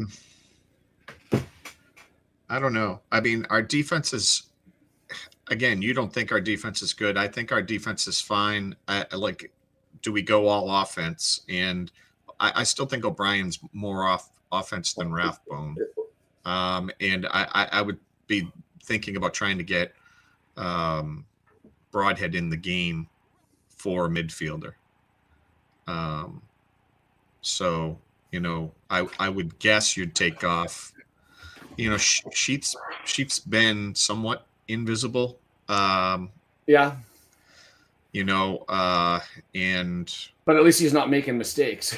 right. So like I'm going back and forth about Dabo and Sheaf pulling one of them, even though O'Brien's played lousy. He's made mistakes and then ended up coming back and being the reason why we get an open play or a score. Like, he's just too dynamic. So maybe one of them off and Broadhead on, or you're feeling really good about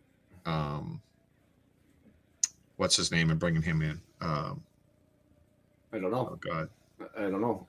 I will go back and say, Steven just said someone call Parky. Shaun needs the Wrexham goal immediately. Maybe this is the day, the day where, and it's perfectly scripted, where yesterday I had to suffer where it looked like be 6 outs away from being up 3-2 in the series.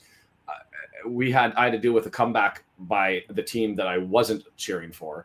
Maybe I get the comeback late in this one and I get to celebrate and be like, we're in control. It was never a question. It's a 3-1 drubbing and we all look magical in the second half. That would be a perfect way to move this one forward. O'Brien is much more offense than Rathbone. And I'm with you, George. It's just he hasn't been on today. So I guess the question is what do you do in the circumstance?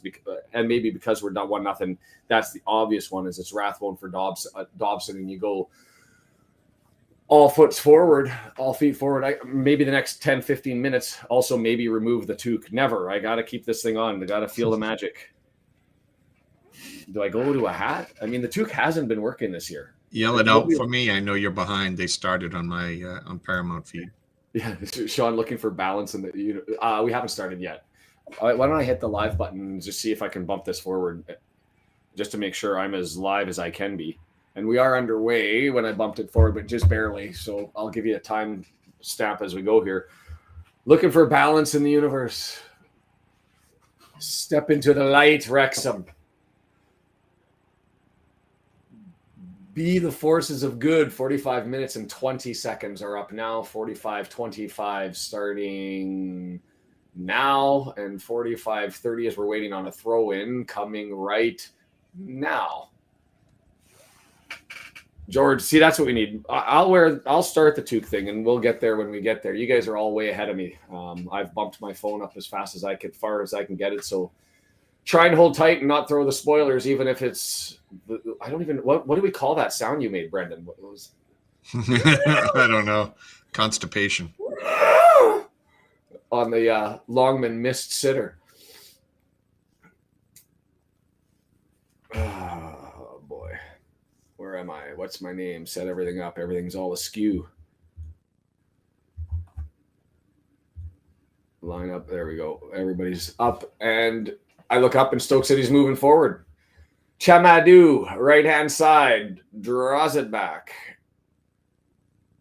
Manoif, it's nice. Dobson, neat little steal there. Ball bounces around. We've got possession, midfield, do things. Windass has it. Long ball forward. Dabo's got to run. Be that sprinter. Yeah. He didn't channel his Usain Bolt. Dobson's even laughing on the way back. You let that out. Why did you lead that on for me? You know what my wheels are like. He couldn't get there. He put his head down trying to run down the line. They're loose anyway. Dabo gets it. Longman ekes a turnover, and then Dabo misses the pass through to Windass, and we give it away. Thomas. Ball over top. Algonquo comes and collects. Well done, as he was searching for Chamadou. Well, that wasn't Chamadou. Sorry, that was Mubama. That's a name I haven't said, which I guess is normally a good thing when you're not haven't said the number 9 jersey in an entire half.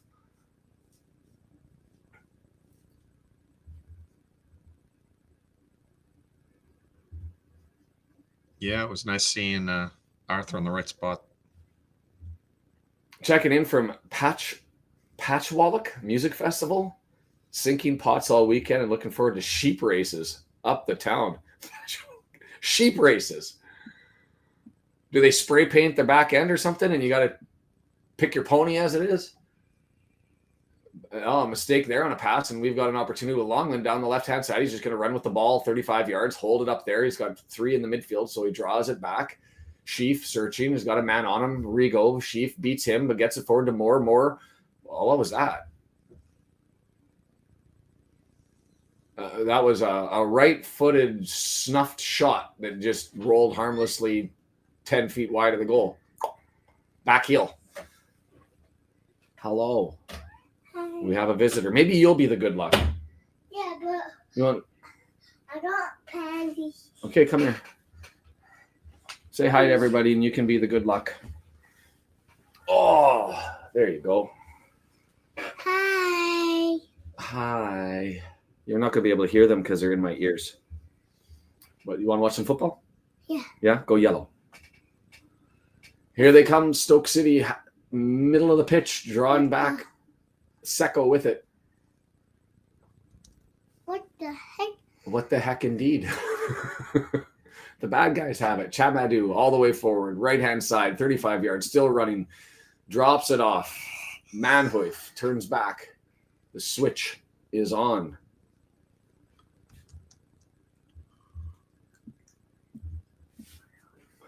Excuse me, Dad. Yeah. Why don't baby shoes? Those are toys. Oh, shot on goal there from Mubama. Stopped by Ogonko. Is going wide. Easy save. There's it is into the area. And Thomas, the danger man, with an opportunity, but it gets blocked and it's coming backwards. It's all these touches in the box. Sorba Thomas looking for the pass. Can't get it to Mubama, and it's stabbed away. And now it's Sheaf. Leaves it for Dobson. Back to Doyle. Longman. And Longman just gives away. That's what Wrexham's missing. A box touching expert like yourself. Yes, we need more. They need a better box touching expert. Here, you can put this in and you can hear Brendan when he talks. There you go. When Brendan talks, you'll be able to hear him. How you doing? Good. Good. Good to see you. What do you got there? Thomas gonna take it. Who's this? It's Pandy. Pandy. Nice. But I like pandas. he got eyes. Yep. Yeah. Okay, right-footed in swinger here. The delay. The referee needs to have a talk with Rigo in the middle of the pitch, who's Excuse me. I don't even know what that was about. Referee Well, managing when he doesn't need to manage. Right-footed in swinger. Thomas serving it up. Here it comes. Near post. It's dangerous. 6-yard box cleared out. Need But forward. Huggy Wuggy is cat. Okay, we're going to watch. Windass, he's got to knock it down. Draws it back. Good pass to Dobson. Pushed back to Clueworth. Clueworth all the way to Ogonko. And Ogonko right foots it under pressure. And does it find a yellow jersey? It's at least in the area of somebody. And Dobson grabs it. Wow, that was a nice little slap pass. That was intentional to getting that all the way over to Longman. We maintained some possession as a consequence. A good pass from Doyle forward there. O'Brien leaves it for Longman. Back to O'Brien. 45 yards away. And did a flag go up?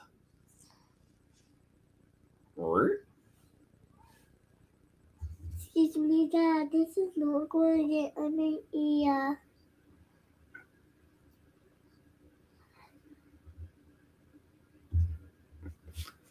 You think so, Stephen? I think we've got at least a couple more years, but I think with the weight of the finances, assuming that more people continue to get on board, I think Wrexham's going to be pushing forward. Long ball looped over top. Doyle's there trying to go and get it. He's got Thomas on him, and he gives it away. Doyle now on the wrong side. He's marking Thomas and scramble backwards, and he's got to go collect it. Kabore comes and he just helps Doyle out and saves it. Kabore, I haven't said his name enough. He gives it away. Shout for it to go out. I don't think it did, and so it's Secco moving forward. Right-hand side, cleared away. Longman, he's got a cover there as Doyle gets back into position. Manhoif. Chamadou playing catch. Back to Secco, 35 yards out.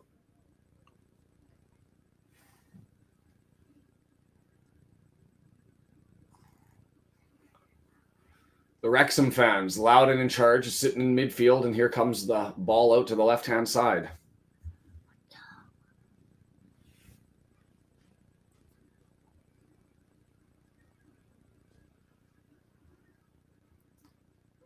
Phillips, right-hand side.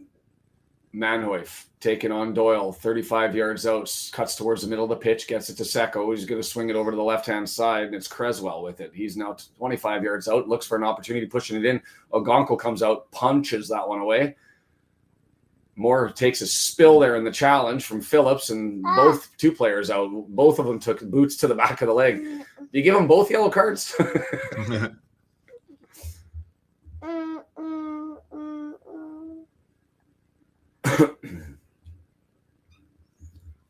I'll take that too, George. George saying good AO attack on the ball. Fans of this channel will be called the box touchers. How do we talk in there? How do we talk in there? It's talking just when you're talking. They can hear you. Left-hand side. I can hear you. Good. But Huggy Wuggy is tagged. Okay, move on. They're not interested in Huggy. Where we need to fix Huggy Wuggy. Okay. I like Huggy Wuggy. He's cool. Yeah, but Brendan's encouraging this. I can't stop it if you encourage this. You gonna go cuddle mama soon? No. No. Okay. Just sit here and watch with Dad then. Rigo with it, left-hand side, had a brief little foray there. I'm that uncle that winds up the kids and leaves. Yeah. I'm assuming you have lots. Do you have nieces and nephews that you're able to do that too? Is Shamadou down the right-hand side, cuts in on Longman, leaves it there. Mubama, side netting. Yay.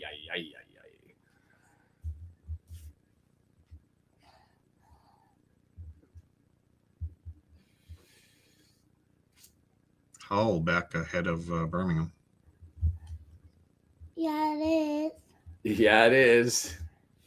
Who cares about football anymore? Well, then we'll keep him as a lucky charm. You have to stay now. You're trapped here forever. Now that I've said that, he'll want to go.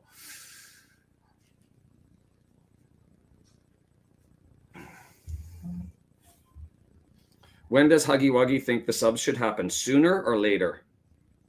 Sooner. Sooner? Okay, Huggy Wuggy says sooner. So let's look for a 60-second minute sub.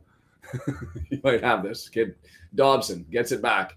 We're still sitting in our goal. That pass deflected, but collected by Moore. We're still on our side of half, and it's just going to go out for a throw in 35 yards away from our goal. Is this the piece that we needed? Stress levels are declining. This one. No, I want Mubama. Rigo. Chipped forward. Okay.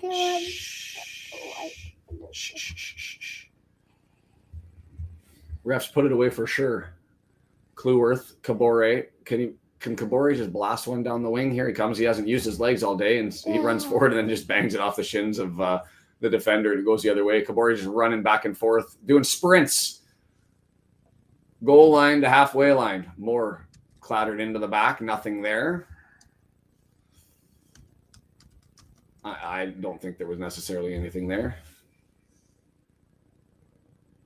You know, Santiago, I put the toque on from day one, and that's because I had a bad day yesterday. But Santiago joins us.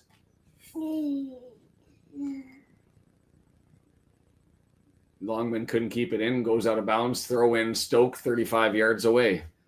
Coventry takes the lead. The toque is hurting us. You want to do Dada a big favor? Yeah. You want to go get that blue hat? Yeah. Yeah? Yeah. Can you go get it for Dada? Yeah. Here, I'll put this back in. You put it down. Stoke with it. Where's the blue hat? Right there. Right here? Yeah, right there. Stoke hasn't moved forward. Thomas leaves it on a nice little pass there. It's up to Mubama, left-hand side. They're on the run, coming forward. If I put this on, I'm going to launch this hat into the moon.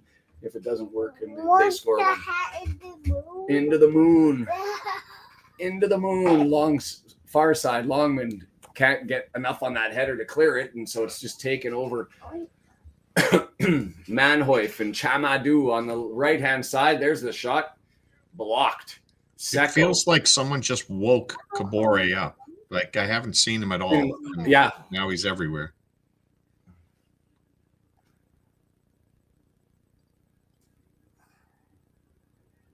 Wait. Dad? Are we going forward? Or not going forward? Nobody back. Hey, I need you to be shush. But what's spaghetti in the moon? This 1-0 feels like 5-0. Yes, I'm. Then you're on Team Shaun. Phillips with it, right hand side, approaching the midfield stripe, looking for it. I don't know. My goodness. More threatening last half. Ah! Ogonko, he's got to collect it. Now he's looking for it. Left footer. Whoa.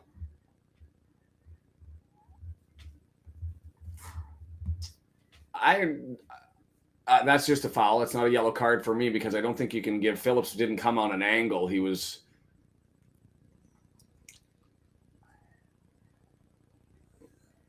Yeah, he was straight up and down on that one. Moore was the one who was out of control there, but I think you do have to give the foul. So.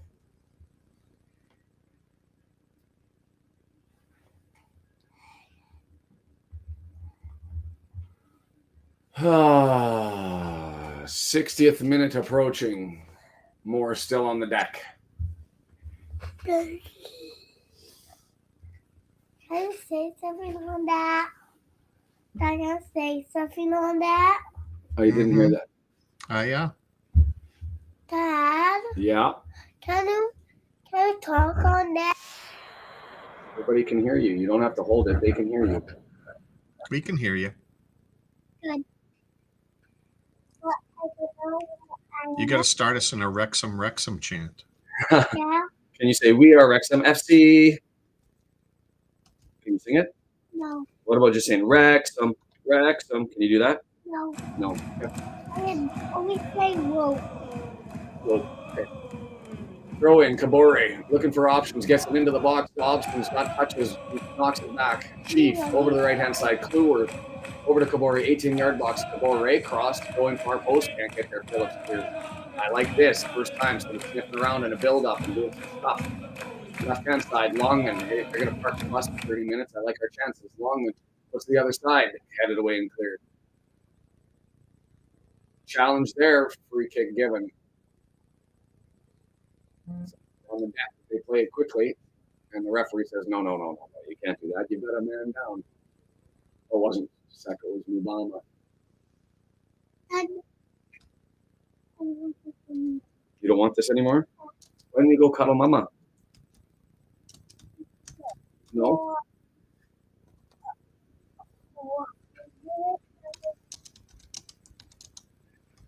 Thank you for you guys for entertaining the little man getting his opportunity.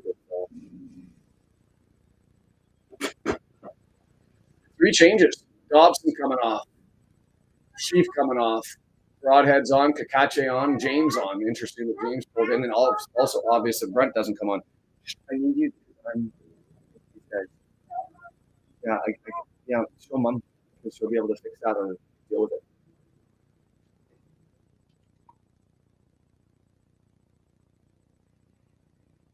I guess this is almost historic. The number of times that you have subs at near the 60th minute.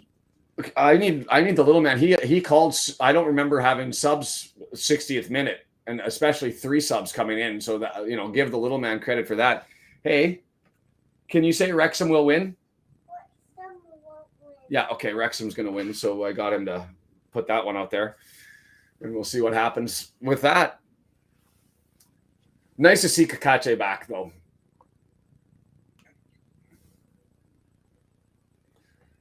The Stoke City broadcasters just announcing they thought it was interesting that Chief came out because he was the tidiest of the Wrexham players, and that they didn't take O'Brien out, who's been struggling today. It's something that we sort of talked about, but we were talking about that in the context of Dobble maybe coming out. But in any event, there's still time in this thing. Find some magic. 25 minutes.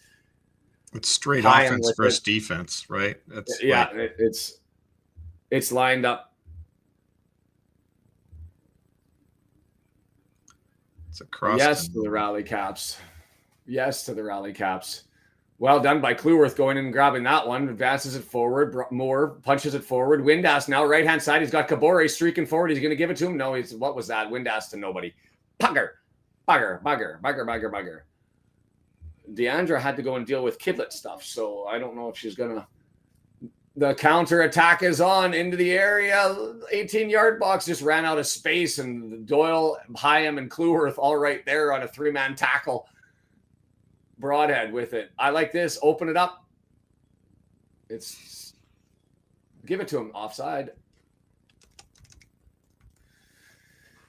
Johansson comes out and grabs it. See, finally, there's things happening here for us going forward. Who's Deandra?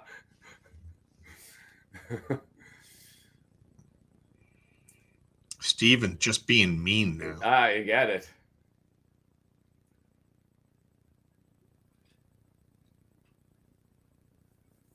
Creswell. Over to Wilmot. Over to Phillips. I think she had to leave just because she couldn't handle Phillips anymore. She was...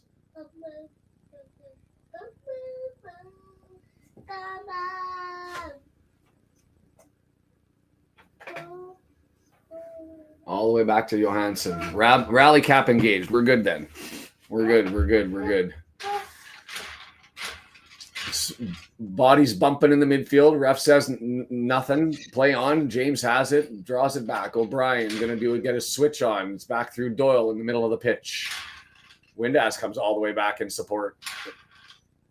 We're getting our few minutes of possession time. Yeah, that's what we're doing. As long as we getting can push that out of forward. the way. Crack through the midfield. Doyle has it. Pushes it forward. Broadhead came back in support. Kakache kicked it back, and we've got more possession in the back. Scottish Viking, Jesus, please, somebody assert yourself as the new Scottish Viking. Moore knocks it down middle of the pitch. Is he going to go backwards or turn and go? Turns and goes. He's got Kabore on the right-hand side. Gives him a pass, and Kabore tried to get fancy because he knew he had an attacker coming on. Opened up the legs, and it went 5-hole. No.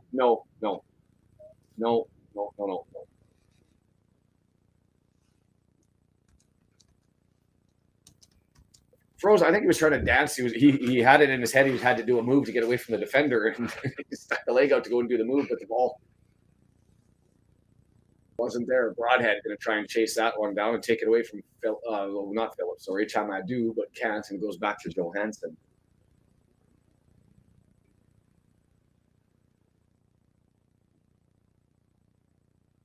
Kluwerth. I like the fact that we're at least pushing forward here.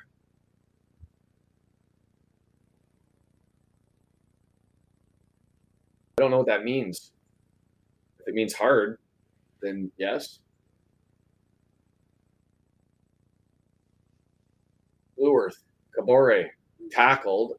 Nothing in the call there. Is he legitimately injured? He's got his hands up into the area. Off the crossbar. Oi. Manhoif had the opportunity and lots of space, and it's off the crossbar. Is Kabore still down? Kabore is still down. He's in pain, and they're still playing.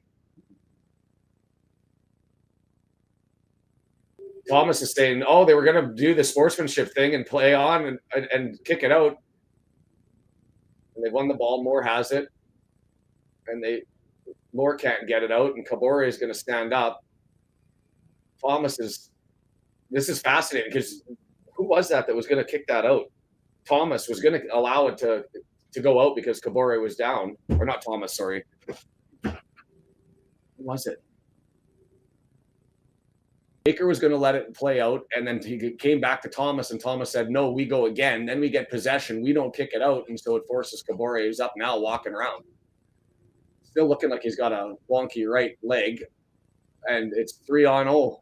Flag stays down. Jesus. This is just a mess. Yeah, I'm good with some Barney magic. This is just a mess. O'Brien tried to find Windass, couldn't do it. And Stoke with it back to Johansson, and they'll settle it down. He is moving.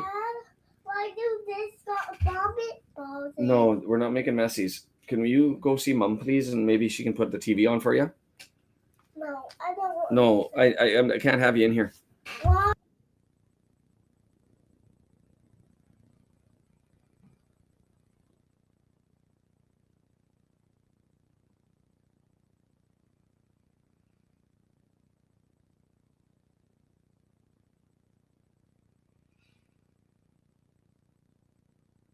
I don't know. What do you think about a Rathbone and Barney injection in the 70th minute?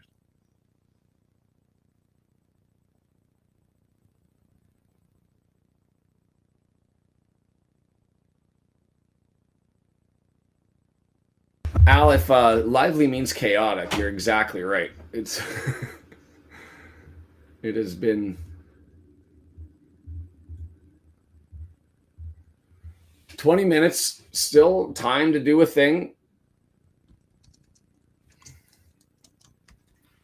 Shamadou, right-hand side.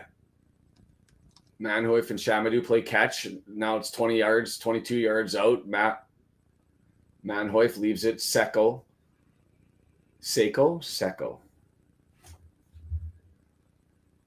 Welcome back, Deandra. She heard everyone talking about her. Yeah. No, don't leave. Subs at the 60th minute, all because my kid said so. He also called for a Wrexham win. So,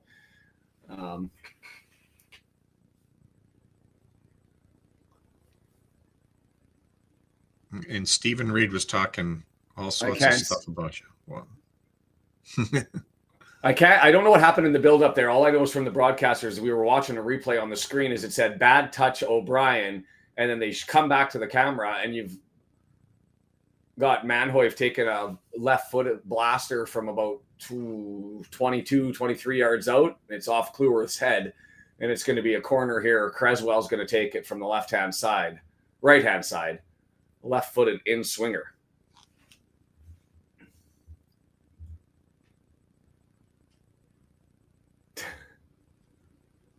Andrew comes back to me saying, I can't have you here. You need to leave. I was talking to the kid. Okay, Creswell. Okay, let's get this flicked out the other way and a crazy breakout goal.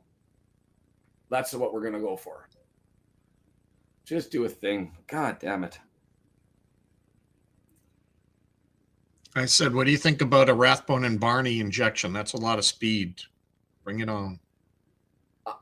Yeah, I'll take it. I mean, go all guns a-blazing. Pace and chaos. Cabore with it. Back to Matty James.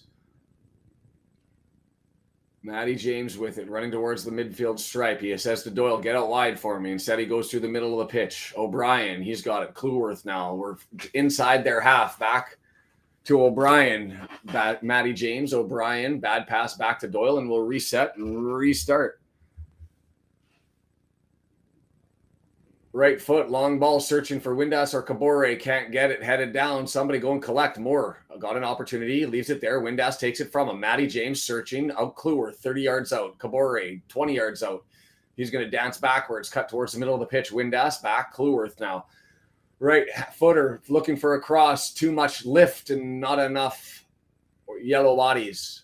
We need a 10-foot tall Moore to be able to get there. Long throw.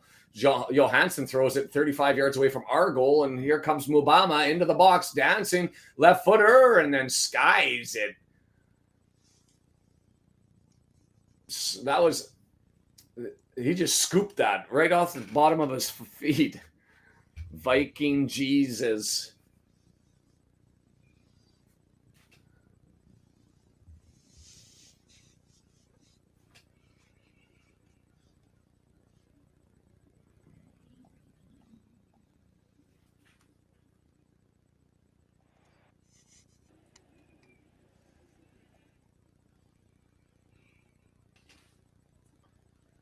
Ogonko right along the goal line there a little nervously, but he gets it forward, and we'll move forward high. Come the other way. Stoke City looking forward. Mubama.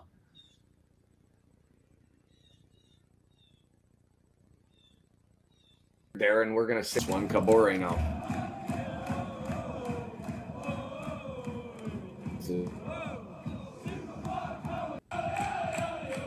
And we looked like garbage until so I got to change the script. Broadhead, nice little back pass, but Windass too slow getting up there, and it's going to be a turnover, and it's Manhoif coming back the other way. And then he gets dragged down. That'll be a free kick.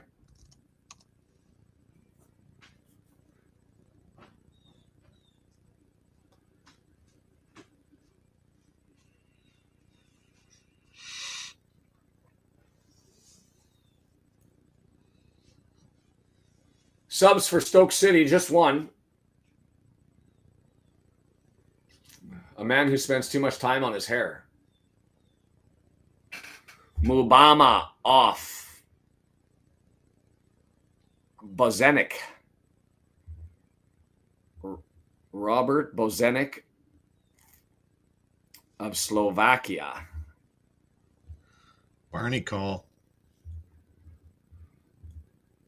Barney cross to Kiefer Moore coming up.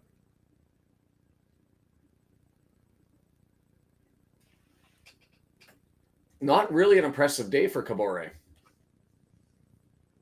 So we'll see if Barney can stir the drink and find us something.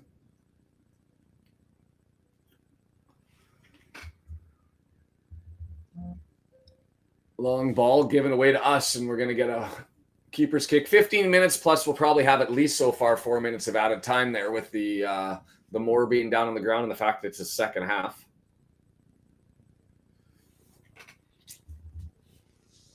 I'd be okay with that, Mark. It'll probably just be Dobble off for him, though, wouldn't it? I don't know. Throw in for us, Barney. Halfway. Midfield stripe. Down the line. Wrexham. Moore has it. Couldn't control in the middle of the pitch, and it's headed down. And so it's the crazy header by Hyam ekes out an extra possession, but it bounces around, and Windass can't control it. And it's over to Seco. Barney, he's going to try and chase this one down. Effort, hard work, down the line. Oh, did he touch that?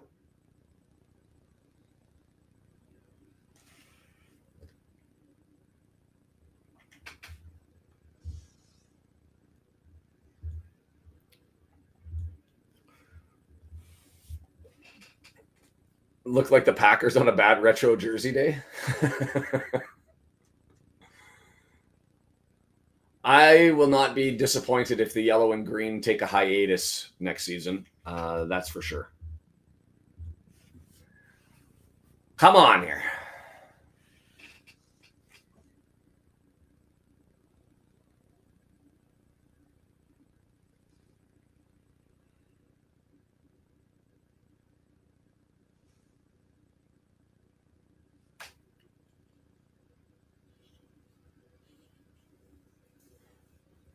Oh, boy. Just nothing happening, really. It's back to Johansson for him to advance it forward. Bad entry, and so Barney, like Johansson gives it away, and Barney just heads it out. And the Stoke City announcing saying that was foolish. He could have just taken it on his chest and marched forward. That's good read.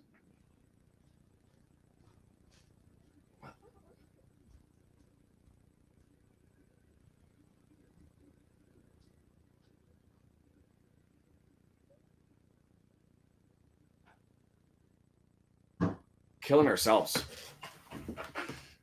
I just don't know. He's got open space. I was thinking like an EOC type run that you kind of see them going on. And Cleworth gives it away. Hyam clears it out. Had the opportunity to chest it down. Acres of space in front of him. Could have run up to 35, 30 yards in front of the goal with nobody touching him. But instead, nothing there. But you got to give him credit because he busted his butt to go and get the first contact anyway. More. Kakache, we got opportunities here. 2 in the box. Kakache stuffs it. Fuck me. Like, we just...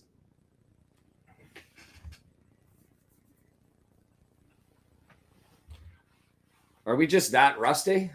Like, he knocks that one down, 18 yards, 20 yards out, and he just puts his head down, and he's into the 18-yard box, and we're moving forward. It's just... Sam Smith about ready to come in. Hey, we got a call. Seko with it. All the way over to the sub. Bezednik. Whoever that is, and it's moving forward. Kluworth with it. Stabbed into the foot, and that's going to be a free kick at the halfway line. Let's do things. Things are good.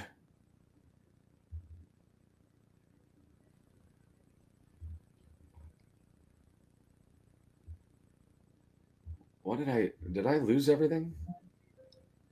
What happened? I've lost all of my stuff. No, you're good here. No. No, I got you. Okay.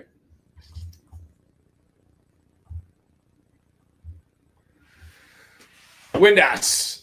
Hyam. 11 minutes.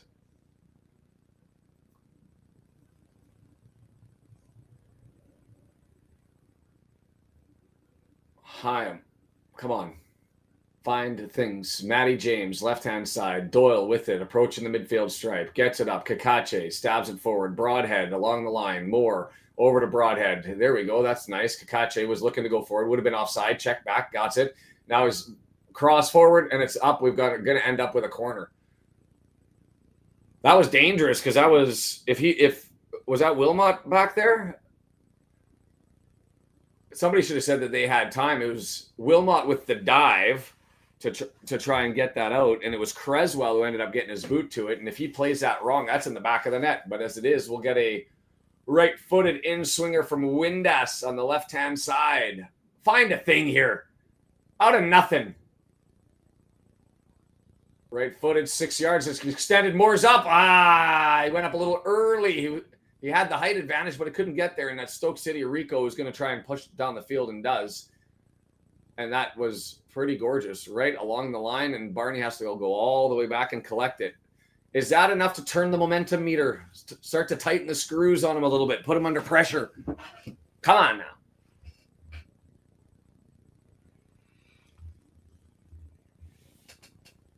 Kakache, 9 yards, looking for an option, draws it forward. Doyle finds Windass against the goal line. He holds it up. Too far and too heavy. Couldn't turn in time. And he gives it away. And now we're going to give a foul because Windass too grabby. Too grabby. Was that a pace thing, George? Because I thought he was just a step behind. And so he ended up having his pullback. He didn't have the agility because he just didn't have the pace getting there in the first place. Come on, lads. Eke out points. Scratch, claw, dig, fight. Do whatever you got to do to get a point, at least. Subs are coming on. The slow walk is going for Manhoef, who's spinning and clapping, and we'll be back in 45 seconds.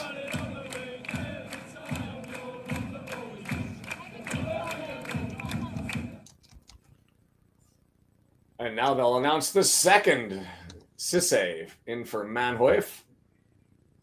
Seko makes his way out.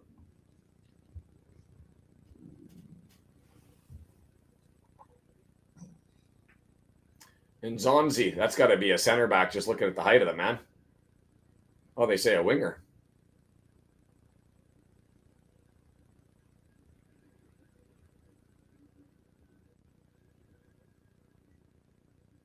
Free kick underway. Hyam heads it. Broadhead gets it to Windass. No, he doesn't. It's scissor kicked in the air the other way by the Stoke City defender. Well done by Broadhead. Over to Windass. Back to O'Brien. Kakache. We've gained possession. That's good. Now we got to break them down. Hyam from our own. Come on. Windass gets tripped up. Free kick. Time is ticking. Hyam searching, standing, looking. Static is everybody, so he gets it over to Kluworth. Move the defenders. Kluworth under pressure, gets it forward. Barney flips it forward. O'Brien, he can't get it. Windass, is that who's come back to collect? No, that's Broadhead. Dancing, well, he's dancing all over the place. And it's cleared out. We'll get a throw in 35 yards out. Are we going to do Sam Smith in? Yeah, for Hyam.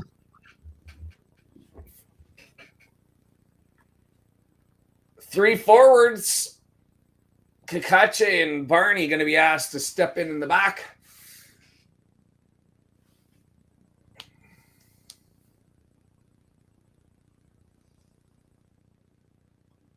Come on, Sammy, do a thing.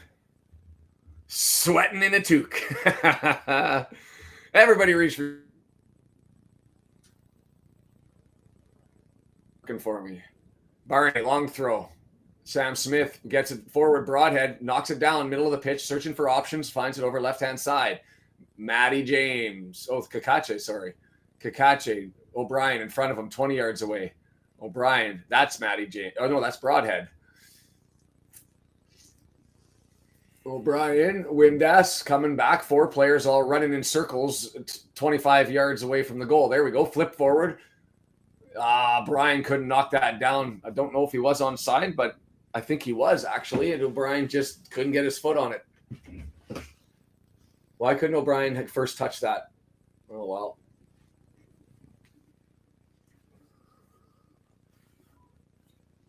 Hurrah.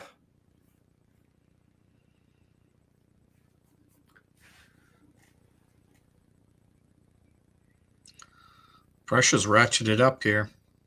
It is, but back pass goes all the way back to Johansson. Sam Smith forces the kick. Is that a mistake? Oh, Barney with it. He's got lots of options behind him. He's going to try and push it forward with the throw. He's fine looking for more. Can't win the battle, and it's going to come the other way. Hyam all the way forward. Nice tackle there. Matty James, you got to get control of that because we're outnumbered in a counterattack if you can't. And well done by Barney to go back and stab that to Matty James. Whoa. Playing advantage is that one as Matty took a swing and got grabbed and spun to the ground. Kakache looking up more. He's onside, looking for it. Johansson way out, and Johansson's going to just kick it out. Oh, it didn't go out. Broadhead knocks it down. More with it. Leaves it to Kakache. Kakache looking, box. Headed away by Phillips. Do things, more things, all the things. O'Brien back. Doyle looking for Sam Smith. Header. Can't get anything on it, and it's knocked down by Johansson. Stupid keeper, right, Deandra? A good march. Man. This would be 0 for 2 for big games this weekend for me, and with a game coming tomorrow, a baseball game, and I can't handle an 0-3 sweep. Offside and then kicked forward, yellow card there.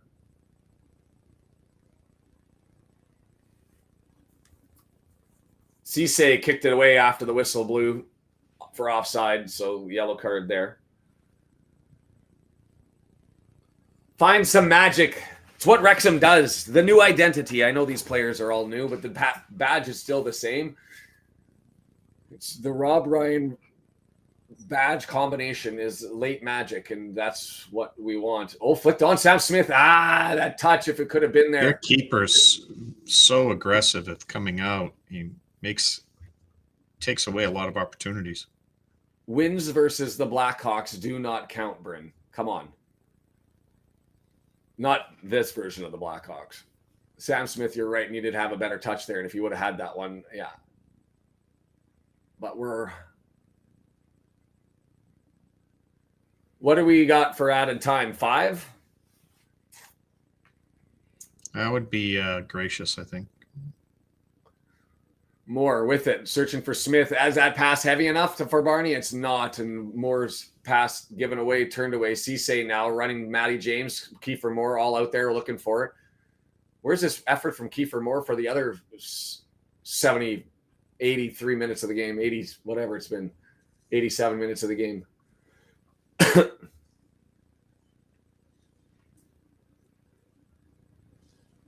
Johansson up to Cleworth. Cleworth couldn't get the header far enough, and it's Baker's knocked it down. He's going to look forward. Cisse, Baker thumped, and was that a corner?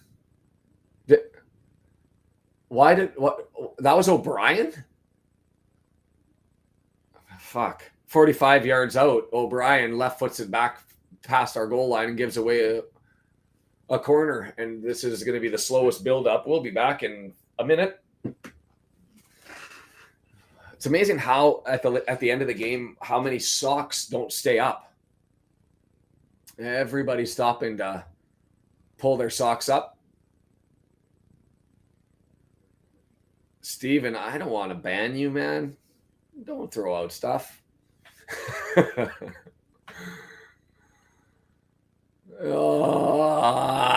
Thomas, right footer. Far post, 6 yards out. Nothing there. And it's going to go, and Ogonko is going to be able to collect it. He's got to go chase down his own ball. It's not even on the tee.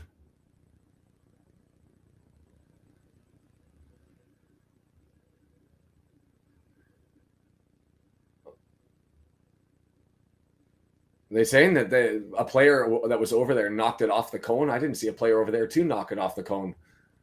But Ogonko finally gets a ball.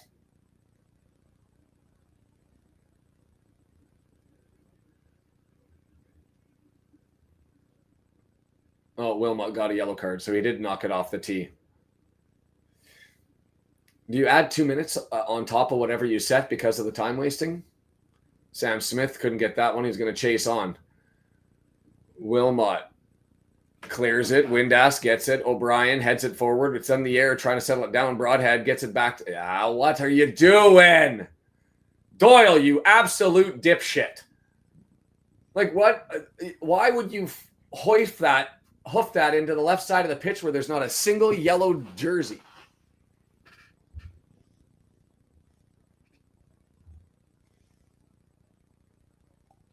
Four minutes of added time.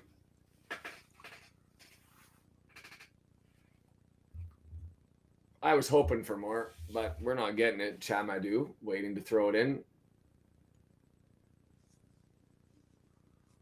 Chamadou still looking to throw it in. Gets it in. Chamadou has it now. We need half the horde to go to the loo. Yeah. Okay, where's the ball?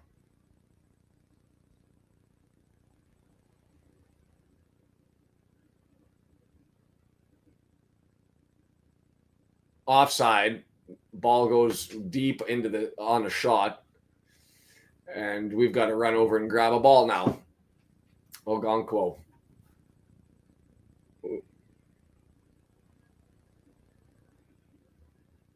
Oh, 3-on-1. Here comes left-hand side. Sorba Thomas. Great save, Ogonko. Turn it now. Turn it. Windass takes his time, so we're going to build this up. Barney. He's going to long foot this. Sam Smith knocks it down. Well done by him, fending off the defender. Gets it to Kiefer Moore. Broadhead's there. Kiefer Moore walks away with it. Sam Smith offside, so he has to check back. Barney with it. 35 yards out. He's going to step back, cut back, going towards the goal. Twisty, turny, 30 yards out. He's going to go back to Matty James, 91-30. Chipped forward. Sam Smith, he's on the inside. I tried to get it to Moore. I would like to see him try to maintain that. But anyway, Matty James with it. Chipped up to Moore. It's a bullet. Broadhead steals it. He's got it. Still on his foot. Yeah, he can't get it, and it's cleared away. Kakache steps in. Kakache, right footer, tries to find Smith. Smith too slow getting off the mark, and it's a goal kick. Uh-oh. Am I frozen? No, you're fine. I think. It's your internet crap.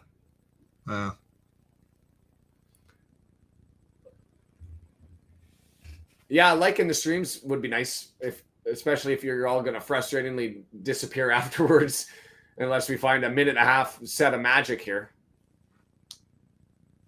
You freeloader. I do not like. Straight out by Johansson. Thank you very much for doing the Ogonko.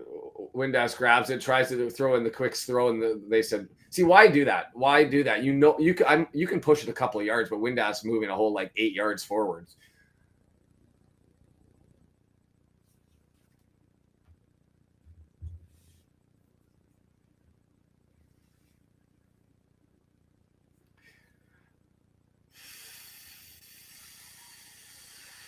A minute left. Open space. Kakache. Left-hand side. Tries to get it in. Cleared away. Knocked back down. Doyle. He's getting spun around, and then he gets stripped. 3-on-1. Now it's 3-on-2. Now it's 3-on-3. Cleworth there into the box. Right footer. Ogonkwo makes the save, and it's going to go for a corner, and that's the ball game. Yeah, they're going to 30 waste seconds to go. Yeah, it's 3 comes in on minutes. the corner, and we'll clear, and that's that. If I was them, I'd be even cheeky enough. Just do a short corner. Take all your time, and then have somebody run over for a short corner. And They are, yeah. Yeah, that's what they're going to do. I don't know.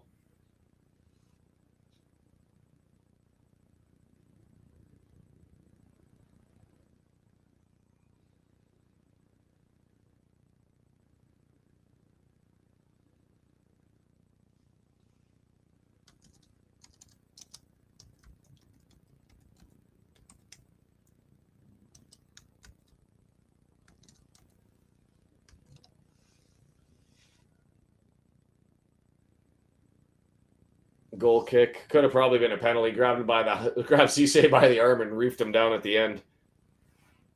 Full time. Call it. 1-0.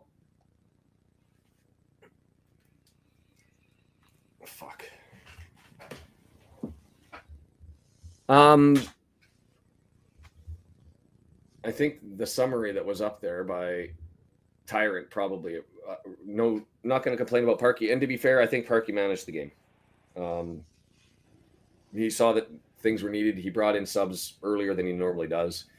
O'Brien had an absolute crapper. Doyle had Doyle was horrible. We just never got it done, and we were never really, other than, I mean, this could have been Longman if he finds that back of the net there. It's a 1-1 game, and we walk away being like, oh, well, we had a bad game, but we still snuck out a point. But we're not. Woulda, coulda, shoulda. You still missed it. These games are starting to feel like Groundhog Day. Just didn't do enough. Owned in the midfield, and too many giveaways. So, Brendan, what's your take? Frustrating. I mean, we had opportunities, and didn't take advantage of them. Yeah. And it's a game we, at best, should have drawn. I mean, at worst, should have drawn. But like I've said before, we end up missing an opportunity about winning when we should, and now we will go and beat Middlesbrough and Coventry, and Sure, I will take that. Get through the banana skin. I mean, if we a banana peel, if we don't take 3 points at home against Oxford, I'm is it sound the alarms time? Maybe not, but it certainly means we're looking for mid-table at best rather than anything else. Why do I think that Doyle was left in for the full 90 minutes? I have absolutely no justification for that. I have no reason why he would have been left in for the full 90 minutes. Do you have any justification for why Doyle was left in for 90 minutes? Brent must be dinged up, and we don't. It has to be dinged. Yeah. I don't know. So I just pulled up the stats on FOTMob, right? Okay, and let me we're get usually there. a second half team, and forget the stats, but I was trying to call your attention to the graphic of where we had 3 shots inside the box. They had 2 from well outside the box, one of them being that soft goal that found its way in. Yeah. And I was like, see, we look like we have all the opportunities. Then you look at the same graphic after the second half. The second half. And we added one more shot, or maybe 2. We have one more shot, and then they added 10, like 8 in the box. Yeah. So absolutely not your typical Wrexham second half performance today. No, and I think part of those shots in the box, and a lot of them came late, right? When we opened everything up and they were able to get in closer. The problem for me was, and maybe this is where we can give some credit if credit is due. Stoke City looked very threatening with their passes or short passes inside the box, looking for an empty man, because they're not a team that just I'm within the radar of the goal, so I'm going to thump the hell out of it and see if I can get something through. They methodically were looking for that pass to free up a man within the box, and we dealt with it very well. The back three, if there is a silver lining to put into this, as defensively, the back three performed very well. The problem that we had, Doyle guilty of it on the left side, O'Brien guilty of it, mostly is we couldn't get the ball forward and through the midfield with any sort of sustained coordinated attack or effort. It was throw it up for a prayer, hope somebody with a yellow kit's able to knock down, do something special, maintain possession, and carry on. There was never that methodical. They just found ways to keep pressing the ball forward, and we didn't have the answer for that. And I get it, we are a counter-attacking team, and that's not who we are. But the fact we couldn't relieve pressure in that capacity, I think, just became overwhelming. And so, is that partly the style of play that we have? Yes, but I don't recall having this much struggle through the midfield with turnovers and otherwise. I also don't think we saw a press at all today. Really, did you? No, I thought that was what I was pointing out in the first half, that you thought that they were doing a great job at keeping possession, and I thought we were just letting them have it. Yeah, we weren't aggressive defensively pressing them, and then we. I think we've been getting a lot of opportunities off of that, turnovers in the midfield, and then having decent numbers, and we never really had any, at least in the second half, good opportunities moving forward where we had decent numbers or flooding the box and having a good cross out wide. This was what was concerning me about last year. We seemed like a one-trick pony with the only can cross wide from Barney Longman's side, and then I was worried we were going to try to rely on that with Kabore now, and then Kabore touched the ball once in the first half, so. We needed to be progressive through the middle, and our midfield just wasn't looking good today. And our passing was shite from the back, trying to spring guys. And that's a lethal combination they for us. Double-teamed the wings every time, so we had to go through the middle. Our passing had to be good. It wasn't. We didn't get anything. If your passing going forward is shite and your midfield is shite, it's hard to get any goals. And so, other than that one opportunity that Kabore had, that his shot, Johansson stops at wide open net for Longman. That was it. The midfield is awful. It's sort of disappointing too. Rathbone didn't get a chance to come in and have a run. Wonder if that's still sheltering him a little bit before he gets going. But and the midfield, to be fair, with Sheaf and O'Brien in it, and Dabo to an extent has looked at worst capable. Today was just not a good. The back line, I got no complaints. The midfield, horrible, and as a consequence, the forwards didn't get an opportunity. Al saying Tyrant, not spoiled. It's been a crazy few years. The jump to the championship is massive. It may take 2 to 3 years to get established. And long term, I'm still confident in this club. And I'm confident for a couple of reasons. The biggest one being not necessarily the players on the pitch, but what's going on off the pitch. If we're at 50 million quid last year, and we're going to continue to grow that with new players or new people buying kit, not players, new fans, new people buying kit, increased sponsorship opportunities, there is an opportunity for Wrexham to be in the situation where its turnover allows them to punch with parachute teams just because of how much money the club is making. That puts us comfortable. So yes, get established. What I don't want to hear anymore, now that we're 10 games in, is that they're still figuring out how to play together. Bullshit. That and Al didn't say this. I'm just saying. I'm adding to the thought that, and I think I saw somebody else saying it's still early. They're still figuring it out. Not at 10 games through. They've had their opportunities. This is the club that we've got. We'll see how this all boils down. I still think it's way, way, way too early to be saying no. Where, like, people saying we're going to be going down. Well, we're not. There's no. I don't see relegation in the cards. But I'm still this is the team that we. Yeah, I think there's still the potential for playoffs myself. But.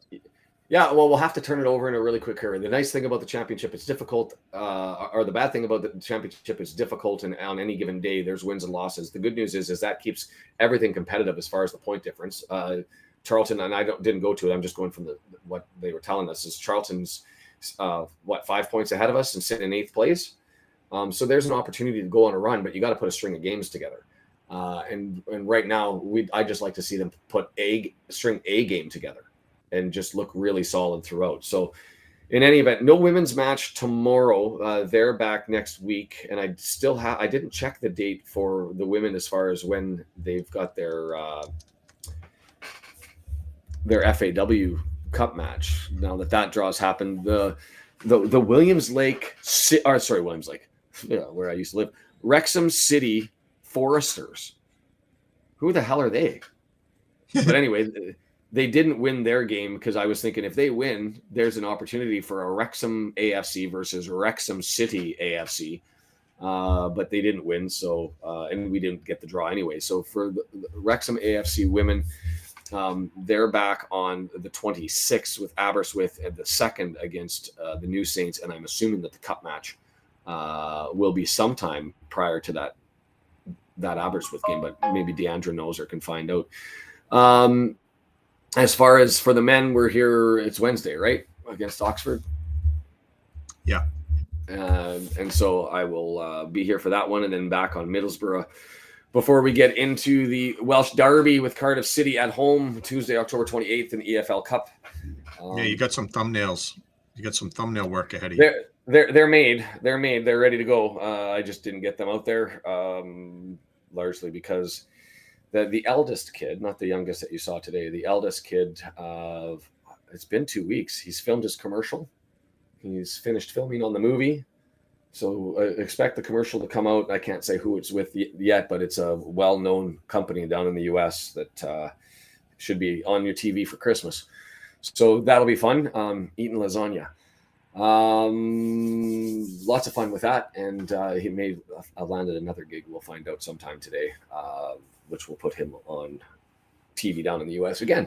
So that's my life, and that's why I'm just too busy. So I don't know what else we have to add to that. Is there anything else? Do we pick a man of the match? Do we have a man of the match? No. Let's move to Oxford. Let's just move on and carry on. I'm trying to even think, like, who would I give a man of the match to? If I go through the lineup, Moore didn't do anything. I can't give it to the subs who came in. Moore didn't do anything, didn't really have a chance. Longman was solid defensively, but didn't really come forward to make any mistakes. Hyam, you know what? If you're going to give it, it's got to be somebody in the back, and Hyam, I think, probably is the guy. Underrated today, yeah. Yeah, I'd go with that one. We'll go through the thing here. Thank you. Stress of the season, stress of the ball game. Go Jays tomorrow. Yeehaw. And yeah, I guess we wrap some this women up. Fans will miss spending time with you tomorrow, but we'll be back next week. Can we find that out? When is the Wrexham AFC FAW Cup match that you guys have? Or is it the Welsh? Is it the FAW Cup first? Pontypridd? No, that's not it. Oh well, we'll figure that out. I'll make up the graphic. It'll be out on the board. Thank you so much, everybody. Brendan, as always, for the producing, the organizing, the keeping the wheels on this thing as it goes forward. And yeah, we will see you guys on Wednesday. I'm just looking here. October 19th. That's when the FAW. We'll figure it out. Butte Energy Cup. That's the one I'm looking forward. We'll figure it out. Much love, everybody. And thanks for being here. A disappointing outcome, a disappointing result, but we march on. Big one now Wednesday. Have a good one. Take care. Bye.